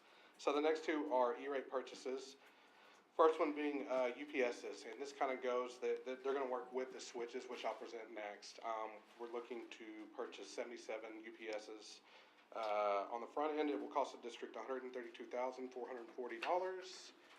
Once we get those items in, we will submit to get reimbursement from E-rate, and they will reimburse us $105,952. And so that's going to make the total cost of those UPSs $26,488. So it's pretty much an 80% discount. This is the year 5 of that funding, so that's the last year of this funding, and so I've got to go ahead and get this stuff ordered so that I can install it this summer. Any questions? Uninterruptible power supplies, right? That's what they are, okay. Yeah. All right. I'll take a motion on this. Motion. Maynard? Ms. Maynard made a motion. Is there a second? Second. Dr. Tate has seconded on the UPS purchase on E-rate. All in favor of approving the UPS purchase for E-rate, say aye. Aye. Opposed? Okay. Next, switch replacement, also E-rate. Okay, one last one. This one is going to cost the district on the front end a little over $1 million. The reimbursement amount is $776,000, which is going to wind up costing the district $248,000 roughly. These are switches throughout the entire district. For anybody that doesn't know what a switch does, that's basically your internet connectivity. And the switches that are currently in those buildings are getting to the point where they're end of life, and so they need to replace. And this will also come at an 80% discount after we get our reimbursement back. All right. I'll take a motion on the switch replacement. Motion. Ms. Smith has made a motion on the switch replacement E-rate. Is there a second? Second. Dr. Tate has seconded. Last discussion. All in favor of approving the switch replacement on E-rate, say aye. Aye. Opposed? Okay. Thank you very much. By Dr. Williams. He stepped out. Dr. Williams stepped out for a second. Break. Break. Break. Take break. Dr. Williams got us a break. Okay. We'll be back. Taking a break.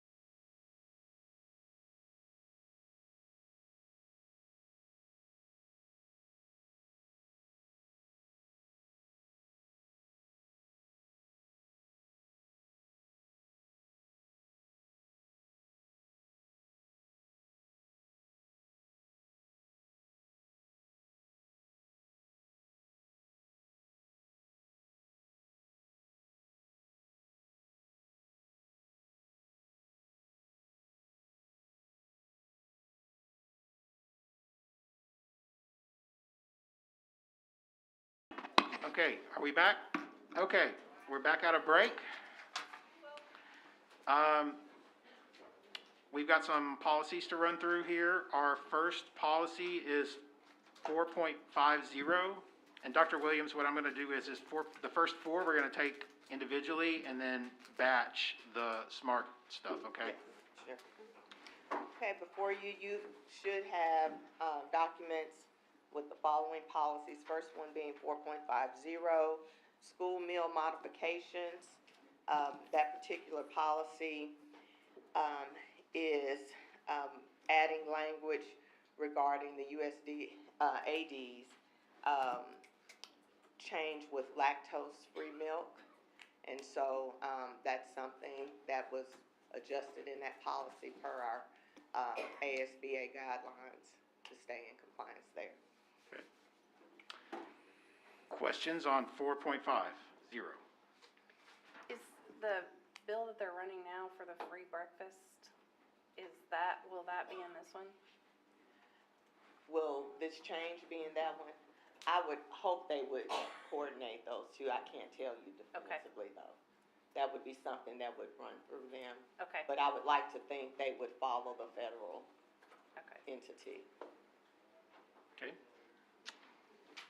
Other questions on school meal modifications?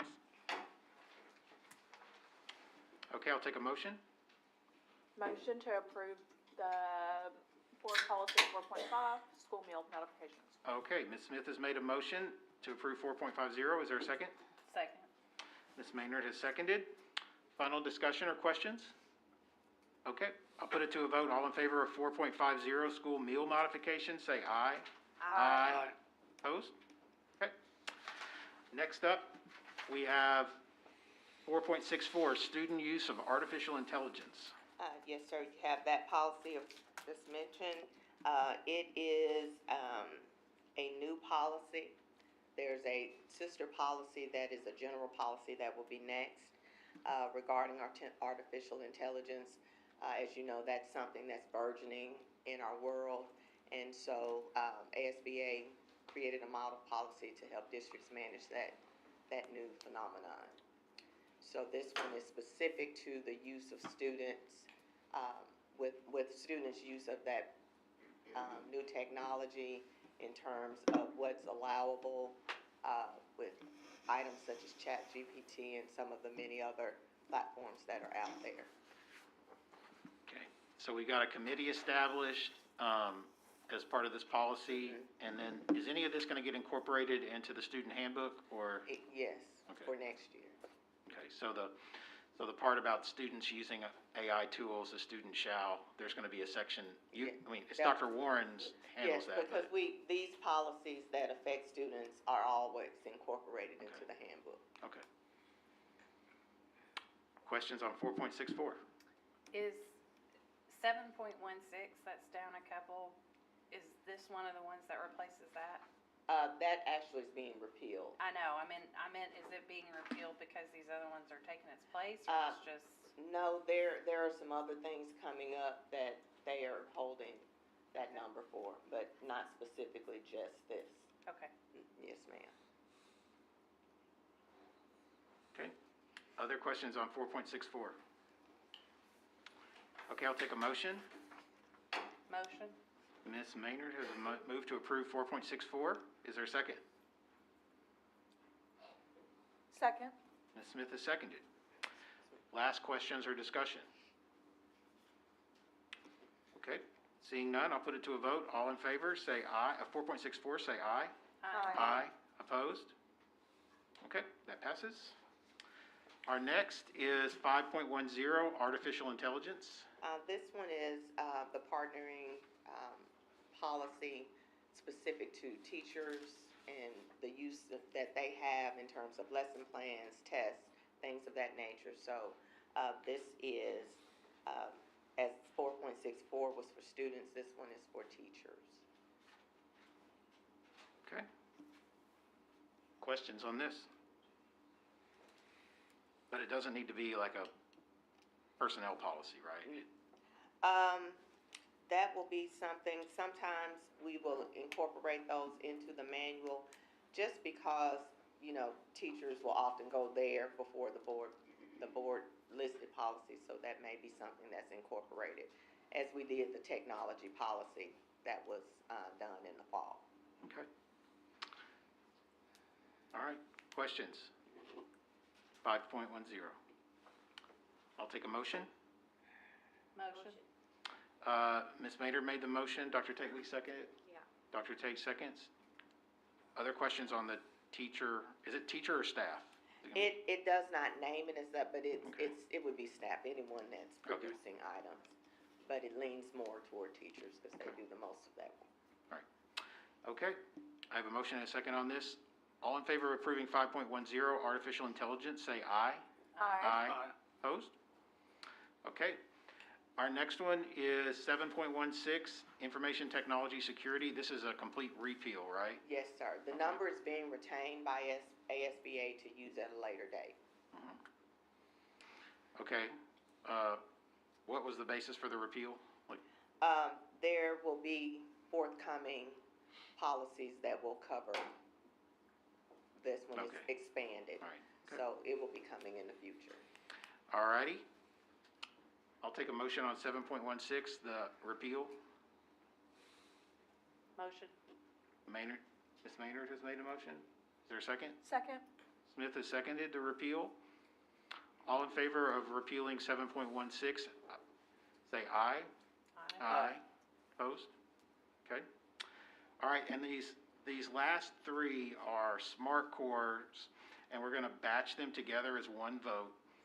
But Dr. Williams, will you present on all three? Yes, so it's somewhat confusing because we're repealing one, but we're reusing the name.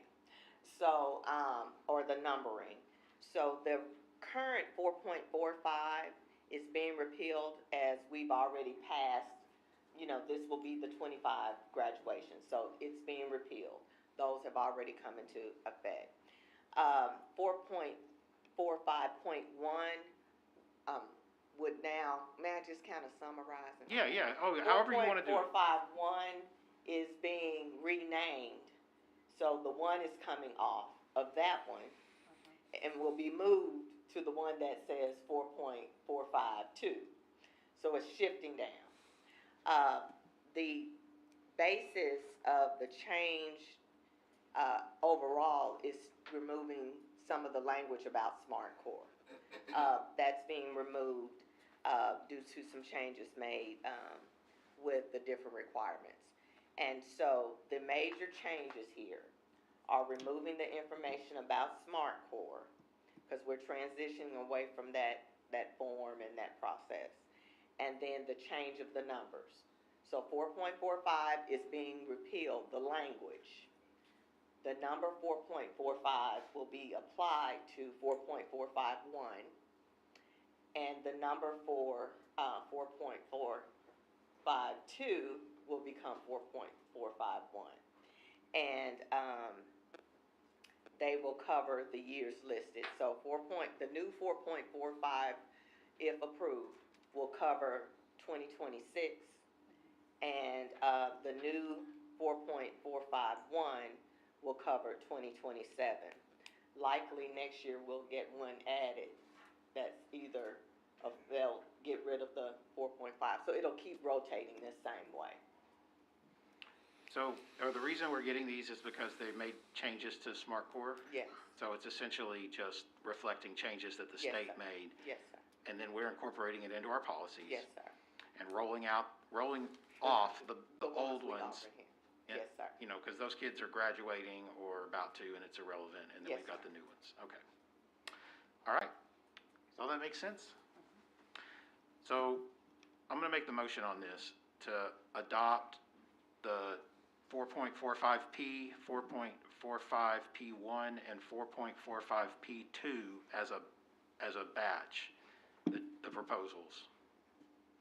One motion, all three policy changes. I'll second. Okay, I made the motion, Ms. Maynard has seconded. Any discussion? Okay, seeing none, I'll put the batch of the 4.45s to a vote. All in favor, say aye. Aye. Opposed? Okay. Thank you, Dr. Williams. You're not coming back, and I won't call you back, I promise.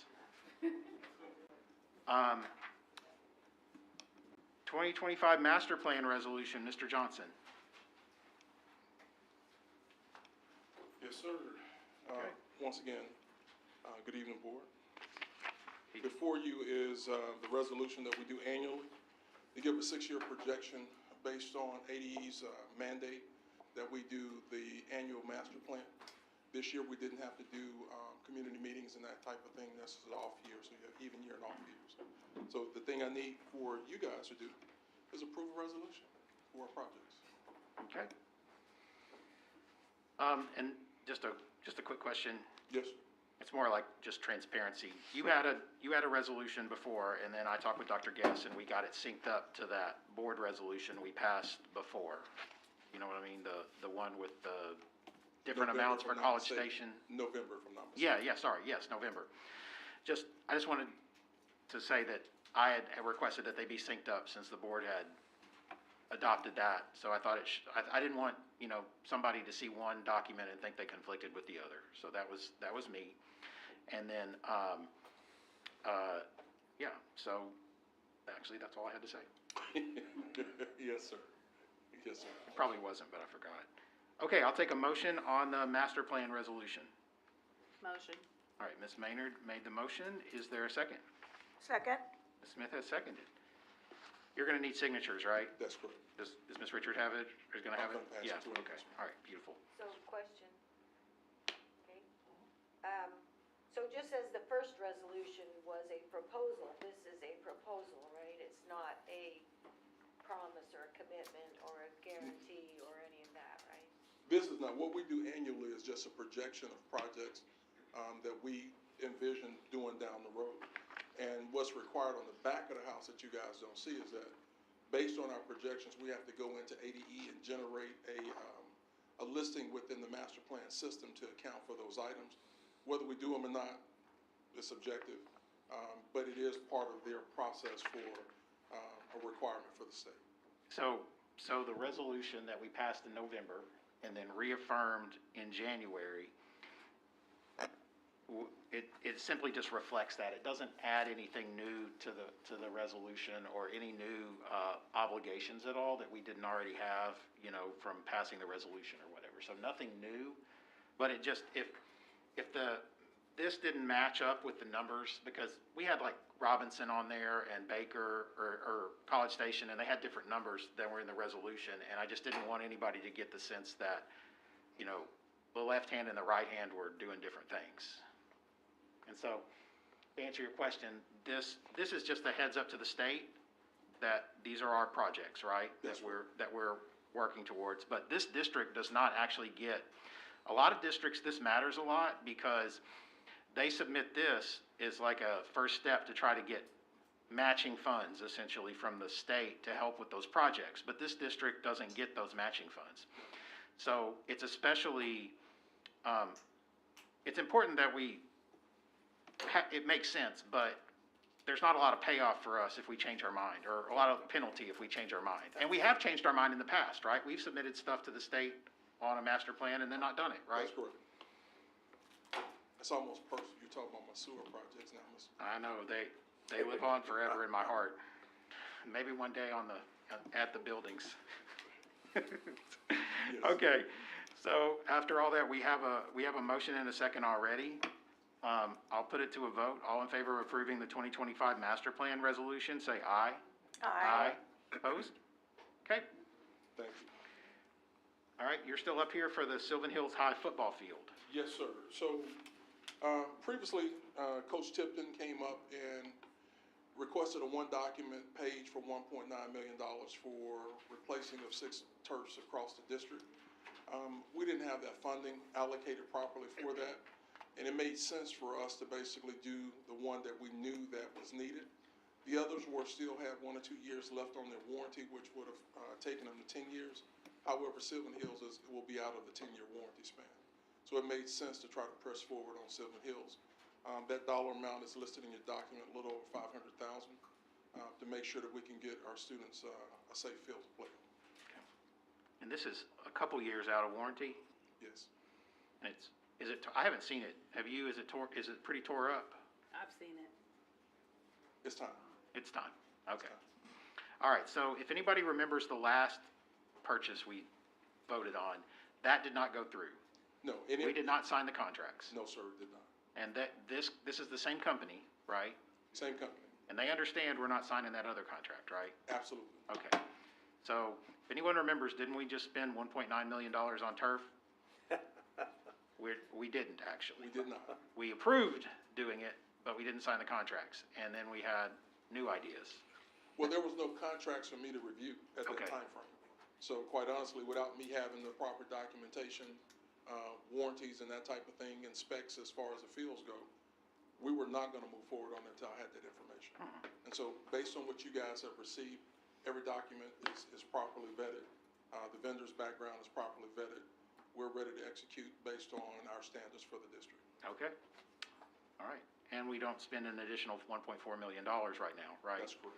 But those fields will need to be replaced, just like this one, in the next couple of years, right? Yes, sir. Okay. All righty. I need a motion and a second on the Sylvan Hills field purchase. Motion. Ms. Maynard has made the motion. Is there a second? Second. Tate. Dr. Tate has seconded. Okay. Other questions on this? Okay. I'll put it to a vote. All in favor of approving the Sylvan Hills High field purchase, say aye. Aye. Opposed? Okay. There you go. Maybe this one will get signed. Thank you, guys. All right. Thank you, Mr. Johnson. Next is the 24-25 DESE Professional Learning Grant Award.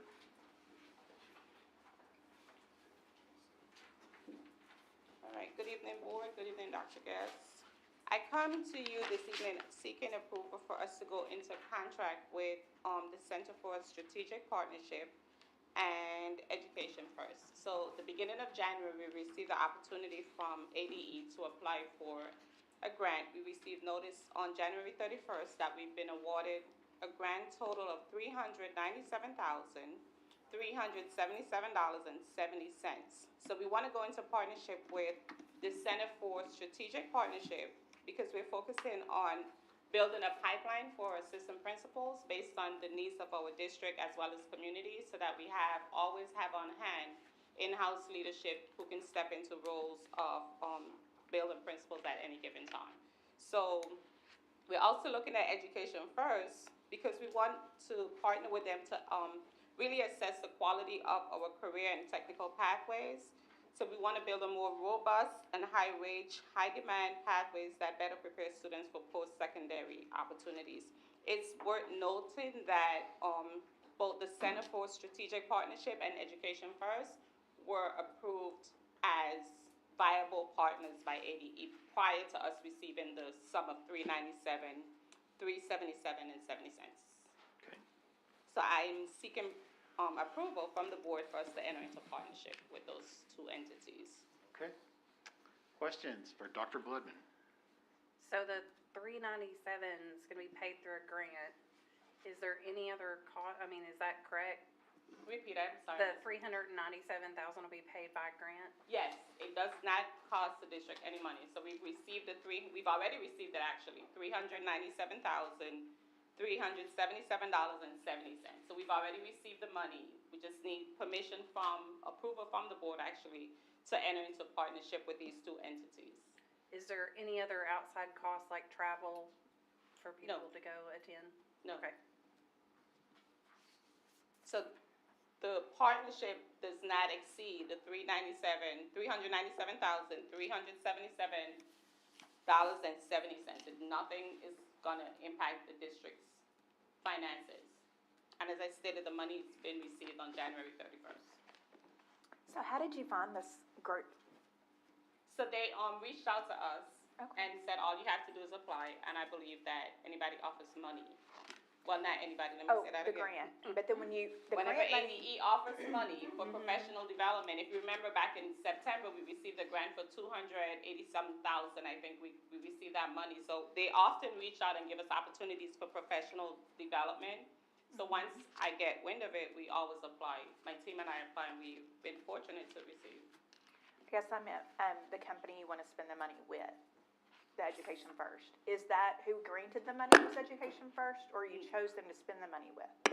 We gotten the permission prior to them approving so the money was sent through ADE.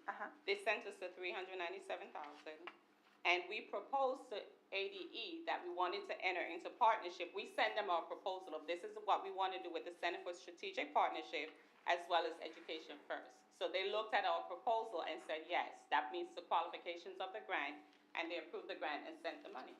Okay.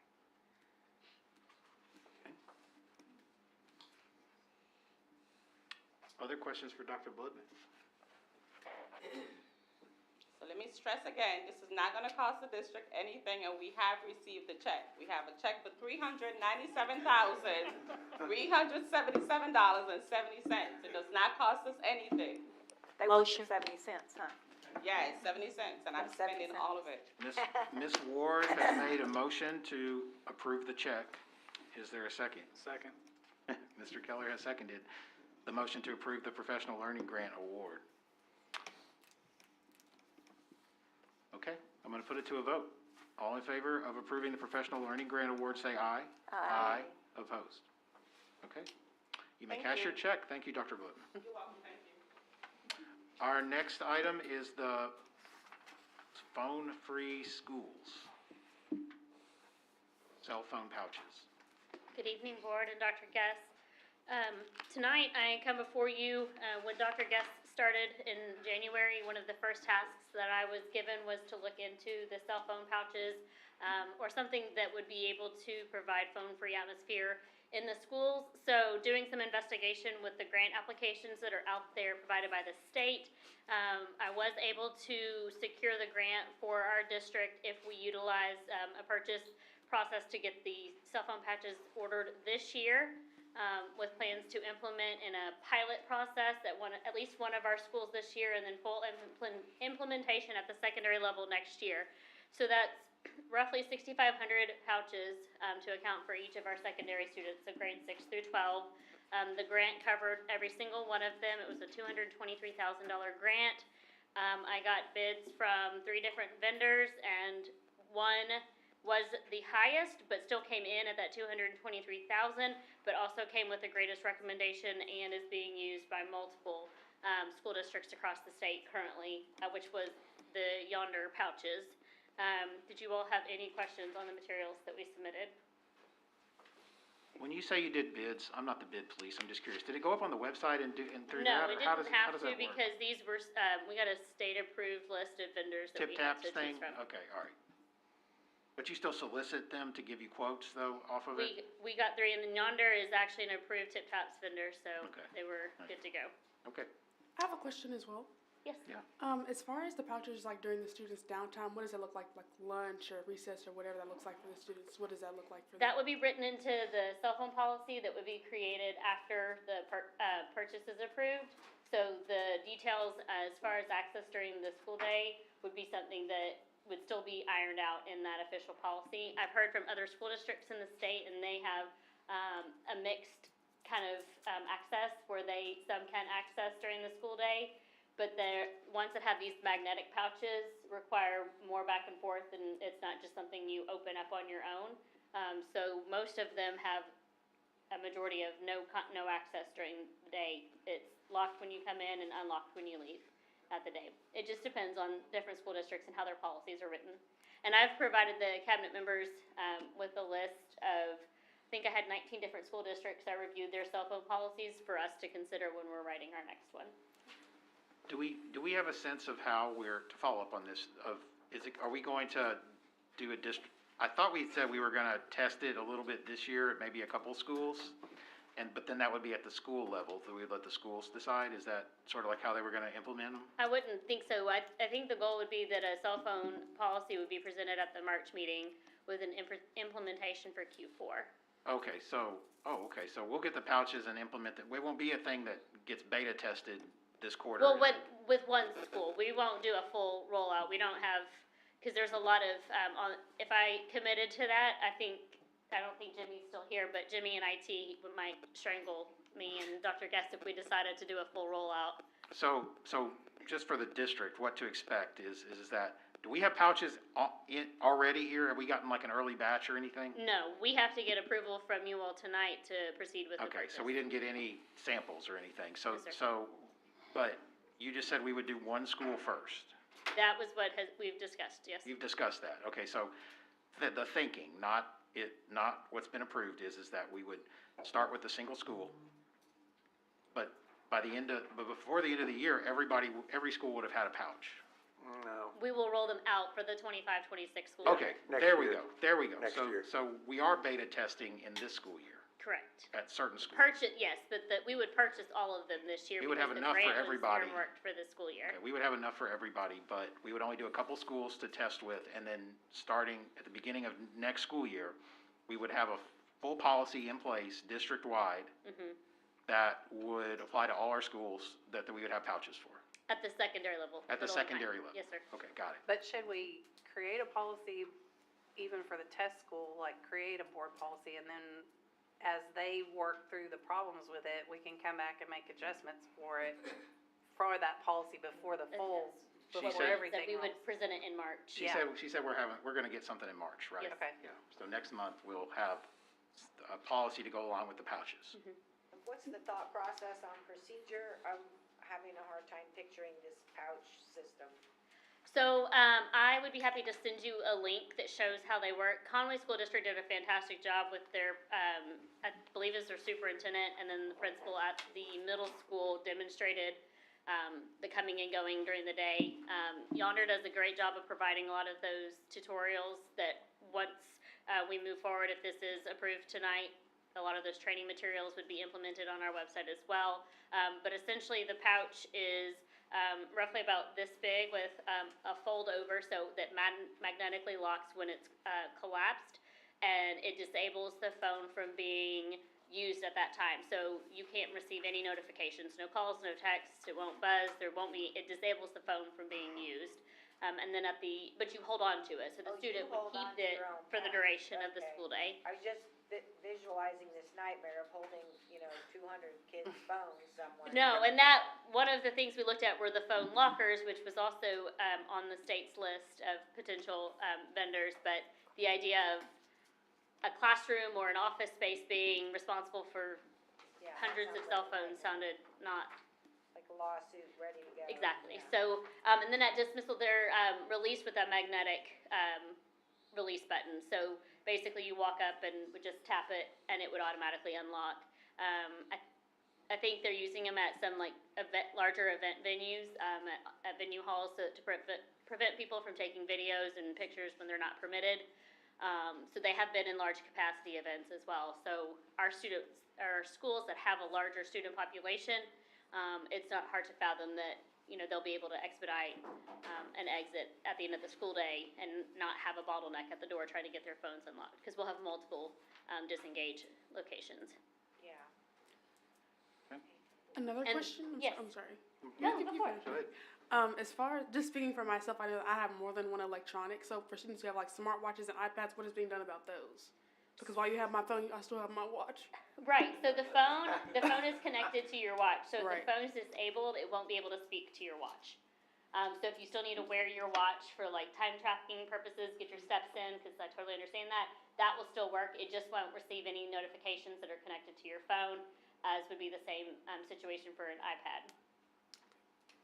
But if you some have people, If you have your own cellular data for your phone, for your watch, you still can get phone calls, you still can operate that without Well, that may your be phone. something we consider putting in the policy of having the watches put in the pouches as well. Oh my They are large enough for that. The pouches have multiple little pockets. I know some school districts do have the iPad size, and they put all of their electronics in it, and then they keep with it during the day. so the one watch that is allowed in some schools is a Fitbit, because you can't use it as a phone. So they could switch, if they choose to wear something like that, to a Fitbit, which does not work the same. I guess I personally would like to hear from some of the teachers and the parents. Did the teachers feel like this is a problem, that the kids are on their phones in their classroom? I did not have the opportunity to conduct a survey with our parents, staff, or students prior to. If it's my kid, I can say, put your phone in your backpack, and so, but I don't know if that's a problem that teachers are finding. in Well, it's gonna be a class. law, Yes, isn't you it? are. Yeah. It's gonna be a law. Yeah, it will be, yeah. It'll be a The governor has made it. It's not like we don't have a choice. We're about to not have a choice in about 3 or 4 days. And I did hear, I don't know how many teachers they represent, but they said, I wanted you to know that I and literally every teacher I know are supportive of the cell phone bags. I can't believe that's even a thing we have to think about, but hear me when I tell you it's the single biggest problem in education. So we're about to have a law that's forcing us, so we don't have a choice really, but we will have some control over how we do it. It's allowed in the law, but there will be a policy that comes. It'll probably get revised again when the law gets into effect, but we're gonna know more, probably starting in March if we approve these. But if And I think the biggest reason why we wanted to move forward with it now is that the grant money was available for this school year. It may not be available next year, so this gets them at least in our inventory with, fully covered by the state funding. And I think that was the most important factor. If we do a pilot school this year, because we are getting the state funds that's earmarked for this year, that's a great opportunity to kind of learn from things, and then make sure the full implementation covers the law, takes into consideration feedback from the pilot school, all of that. Okay. So are we gonna put something in writing also for the teachers that, so that they can follow, show the example? Yes. Instead of having their phones out, or substitute teachers that sit and play on their phones? Yes, ma'am. There'll be revisions for the staff and for the student, so that the policy is applicable to both entities. Okay, so we've got it here with no motion and no second. Who wants to put a motion on this? I motion to approve. Okay, Ms. Smith has moved to approve the phone-free schools cell phone pouches. Is there a second? I'll second. Ms. Maynard has seconded. Other discussions and questions? This is gonna get fleshed out quite a bit. We're getting the pouches, and then we're gonna find out how it's gonna work, and there will be more chances for input as allowed by law soon. Right, Ms. Duff? Yes. Okay, all right. Okay, a motion and a second. Last bites at the apple? Okay. All in favor of approving the phone-free school cell phone pouches proposal, say aye. Aye. Aye. Opposed? Okay, there you go. Very quiet, 6-0. Next up, we have Clinton Elementary classroom renovation for life skills with Ms. Cole. Good evening, board. Hi, I'm here tonight seeking approval for the renovation of Clinton Elementary School to add 2 life skills classrooms there. Motion? Ms. Ward has made a motion to approve the life skills classrooms, 2 life skills classrooms at Clinton Elementary. Is there a second? I'll second. So, this is just, how is it being paid for, out of federal money? It'll be special education title funds. Okay. So it's considered state and local, but it's still designated for special. Did we do something like this at Robinson recently, sir. Elementary? Yes, sir. Okay. All right. So, I know Dr. Tressel is here, but will this take some of the pressure off of her 2 classes? It'll increase classes in that pattern, in the Okay. Sylvan pattern, yes, ma'am. Because I toured her classes the other day. They need some relief. We do. Okay, and how long, it may be in the proposal, but how long, if we approve it tonight, before it could be ready to go? It'll also be pending state approval of the funds, so there's some processes that we go after you all approve, and Dr. Guest and I sign off on those. We'll send it over to the state sped unit, and they'll get it over to facilities. If everything is cleared with facilities, then we'll get notified to use the funds. Okay, so we probably wouldn't see this until sometime next school year? Yes, sir. Okay, all right. All right, we have a motion and a second on Clinton's life skills. Any last questions? Okay, I'll put it to a vote. All in favor of the life skills classrooms at Clinton, say aye. Aye. Opposed? Okay.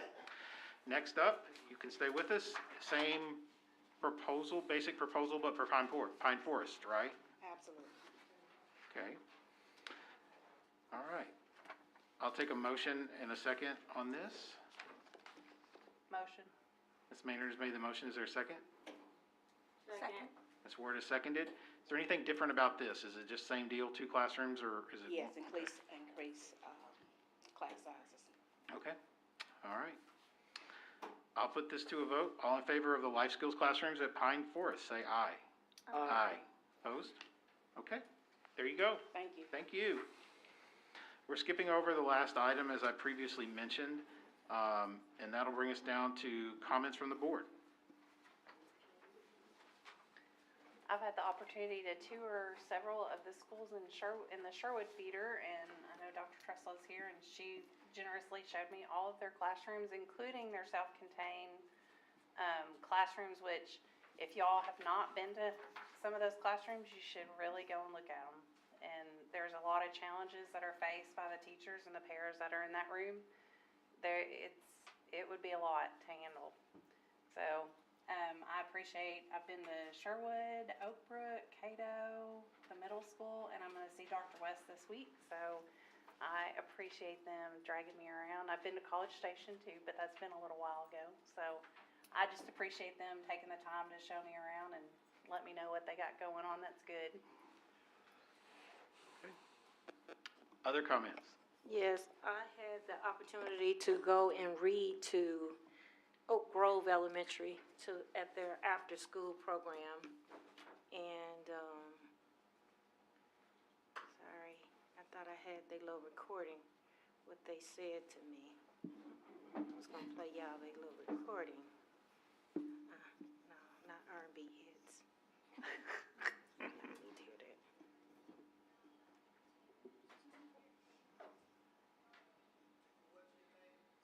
Okay.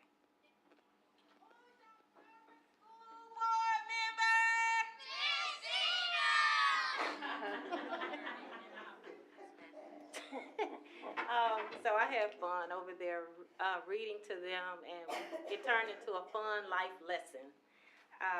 And also, let me apologize for my tardiness because of my dual duties with the quorum court.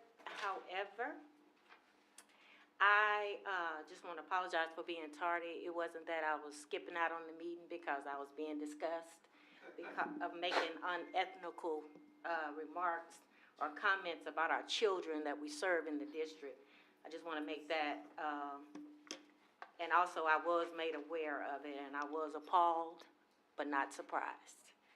And also, I was made aware of a Facebook post by a fellow board member that made a post about me. And for everyone that knows that when I'm in this meeting, I talk directly to people. I don't get behind the keyboard and become a bully. So therefore, that's the difference in me and you. Also, I was made aware of a recommended employee, or should I say another consultant, that came to the district by way of our interim superintendent. I understand that it's challenging if you've never been discriminated against. It's kind of hard to convince a majority group of people what it feels like when they've never experienced it, just by walking in a room and be discriminated against because of your color. Some people still have hidden race agendas, so don't be surprised at what you hear in the news. It's still relevant and it's still happening. So, with me sitting here on this board, no, I ain't gonna call no names yet, but just stay tuned, because I don't be up here just talking just to be talking. I be talking like for real stuff that don't, because they don't want to address the elephant in the room. Well, I may be the elephant, but that's fine. I'll be the elephant. But we're gonna have to address some issues in this district, a district that has a minority population of 48, 49%, and this is the representation of your board, 1%. Thank you. Thank you. I have 2 comments. So, with Mr. Curtis in the bus, situation, as a former student who used to ride the bus, I do think it is very important to have air conditioning, knowing how so hot it can be. So that would be a really good change. And then also to circle back to what Ms. Roy was speaking about with the ICE comment, I think as everyone is subject to their own opinion, it's very okay to talk the way you want to talk privately. I also think being a person of the board and having such power that you hold people that look up to you in such a rather a big or small way, I think it's important to know what you say and who you're saying it to and who it may impact. So being an African American student and considered a minority in some spaces, I think is very important to make sure what we're saying, although it may not affect you, it affects someone. So being aware of those sensitive topics.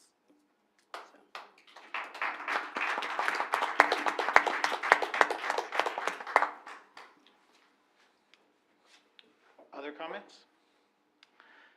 I have one. It's more of an announcement, really. So last month, we met with our superintendent search firm, and we did some stuff. But one of the things that we talked about was when we would be available to hold special meetings, because the superintendent search wasn't going to fit inside of our regular monthly meetings. Like, there were going to be decisions that had to be made that the board needed to make together, but it couldn't always wait until the next regular meeting. And so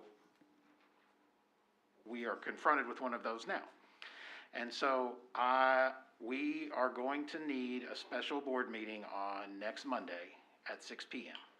We agreed that Mondays were the best days to hold these, and so I'm going to keep to that as best I can and call a meeting on Monday at 6 p.m. What we're going to be doing is that we have to have an application opened up so people can apply. And we can't do that until we've set our criteria and our qualifications for what we want in our next superintendent. And that was the purpose of the survey, and each board member individually was called by the search firm to get that board member's own personal ideas of what they want. And so our search firm is essentially compiling their recommendation to us, which we do not have to accept, but they're going to give us a recommendation based off of the survey and their individual conversations. Every board member got one call from the search firm. And we need to have a meeting to set our criteria. And so we cannot open the application until that happens. And so I'm calling that meeting for next Monday. Our search firm will be here, and they will talk to us about setting those criteria and qualifications. We have winter weather potentially coming later in the week, so it would be really good if we could get those criteria set on that Monday, because we may not be able to have a Thursday meeting. Potential winter weather. So it would be great if we could get that done on Monday. What's Monday's date? The 17th. At 6 p.m., that was kind of arbitrary. If you needed it at 5:30 or 6:30 or something, that's fine, but I just picked 6. That's a holiday. Well, we got to have I don't think we can wait 2 Mondays to get this done. That's at President's Day? No, Daisy Bates. Oh, okay. All right.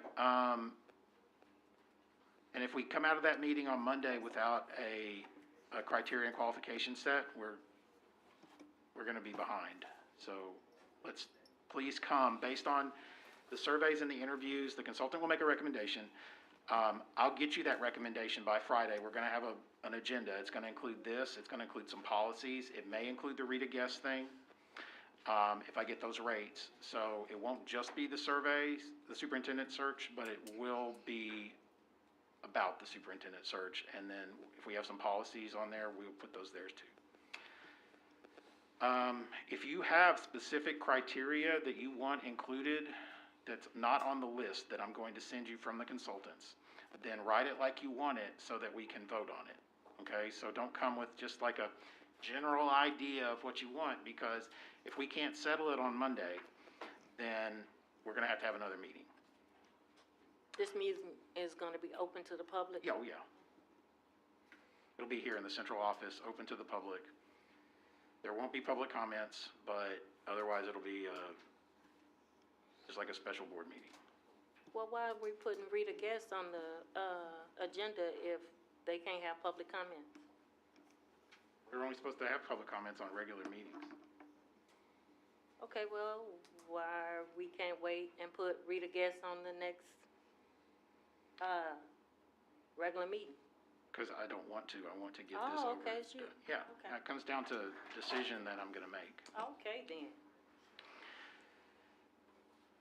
which is what board presidents do with the agenda. Oh, okay, hey, I know Donald Trump too, okay. Okay, so, and by the way, if you have any questions, board members, if you have any questions about the criteria or anything about this process, you've got the consultant's number, you can call them. It doesn't have to go through me. I prefer that it not. If you have those questions, speak to the experts directly, okay? All right, that's it for me.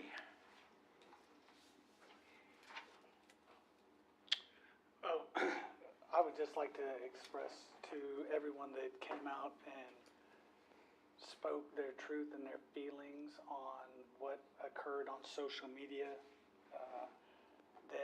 that sentiment or insensitivity is not shared by all Maumelle board members, and that the best interests of the children should always be put first over political garbage, personal beliefs, religion, and I won't apologize for anybody, so I can only speak for myself, that you never have to worry about that from me. And I apologize for my board seat that a fellow member failed to show up to listen to your words. So that's about all I have to say. Okay. Comments from the superintendent? I don't have much to add. The security scanners that you all have ordered and been asking about were to be installed today at Maumelle and Mills. They're supposed to be installed at Robinson High and Sylvan Hills High Friday. So those are at the high schools and should be up and operational. They've been delivered, but they're going to be installed and the staff trained on them. The state provides $500 vouchers to the parents of students who need additional reading assistance. And I think it's remarkable that we received 994 vouchers specifically made out to a student who demonstrated a lack of reading proficiency. That voucher was made out in the student's name to be given to the parent. Then the parent was to give that voucher to an approved tutor or tutoring group, and then that voucher would be honored by the state once the tutoring group presented it after the work was done. So we had 994 different vouchers that were presented to students who needed some additional help. Legislative audit is in the building. They've been auditing the district's financial accounts for months. They were here when I got here, and I believe they'd been here 2 or 3 months before that. But they're nearing the end of their audit, and we'll have an exit soon to discuss what their preliminary findings are. Special Ed is also undergoing an audit. They had a fiscal audit that ended a week or 2 ago, and that audit went well. That's a tribute to the Special Ed staff and the work that they did to maintain proper records, and it's also a tribute to the business department here working in collaboration with the Special Ed folks. I think that's really about all. There will be an operational audit of Special Ed that will start in early March too. There will be a team here to go through our records and our processes regarding Special Ed students. Everything else I was going to mention has been covered, so that's all, Mr. Delaney. Unless anybody has a question of me. Normally, we would mention the administrators that are being promoted or given jobs. Today? You know, like right now. She's here, like a couple of them, right? The principals. Are we going to mention do you want to mention the principals, like the elementary principals and Miss Camp, who's getting the director of CTE job? Well, I hadn't prepared to do that. I'm sorry. I didn't know that was the tradition, so I'm not prepared to do that. Oh, okay, all right. Well, there are people that are that have received jobs in our consent agenda that we're about to vote on, and so congratulations to you. I should have told you, but.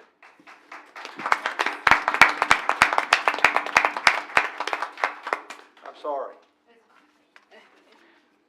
There were 4, at least, so don't worry about it. Are they All right. still here? Can they stand up? Yeah, if you got an administrative promotion, would you please stand? Is it just Ms. Camp? I don't know the other elementary. Okay. All right. With that, I'll take a motion on the consent agenda. Motion to approve consent agenda. Ms. Smith has made a motion to approve the consent agenda. Is there a second? Second. Ms. Maynard is seconded. Discussion on the consent agenda. All in favor of approving the consent agenda, say aye. Aye.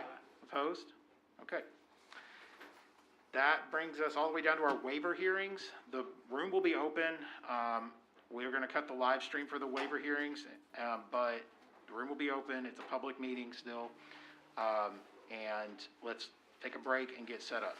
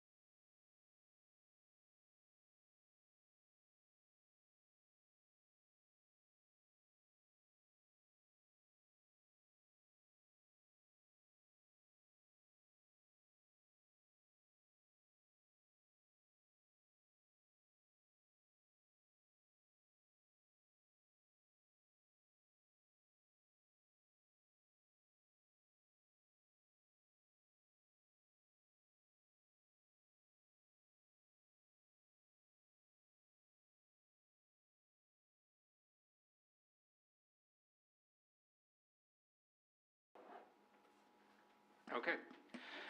Ms. Ward has made a motion to approve Bobby Fountain's waiver, and Ms. Maynard has seconded. Any other discussion? Seeing none, I will put it to a vote. All in favor of approving Mr. Fountain's waiver, say aye. Aye. Opposed? There you go, sir. You're good to go. Thank you so much. Board. Congratulations. Thank you. Yes, sir. Okay. Cut us out. Thank you.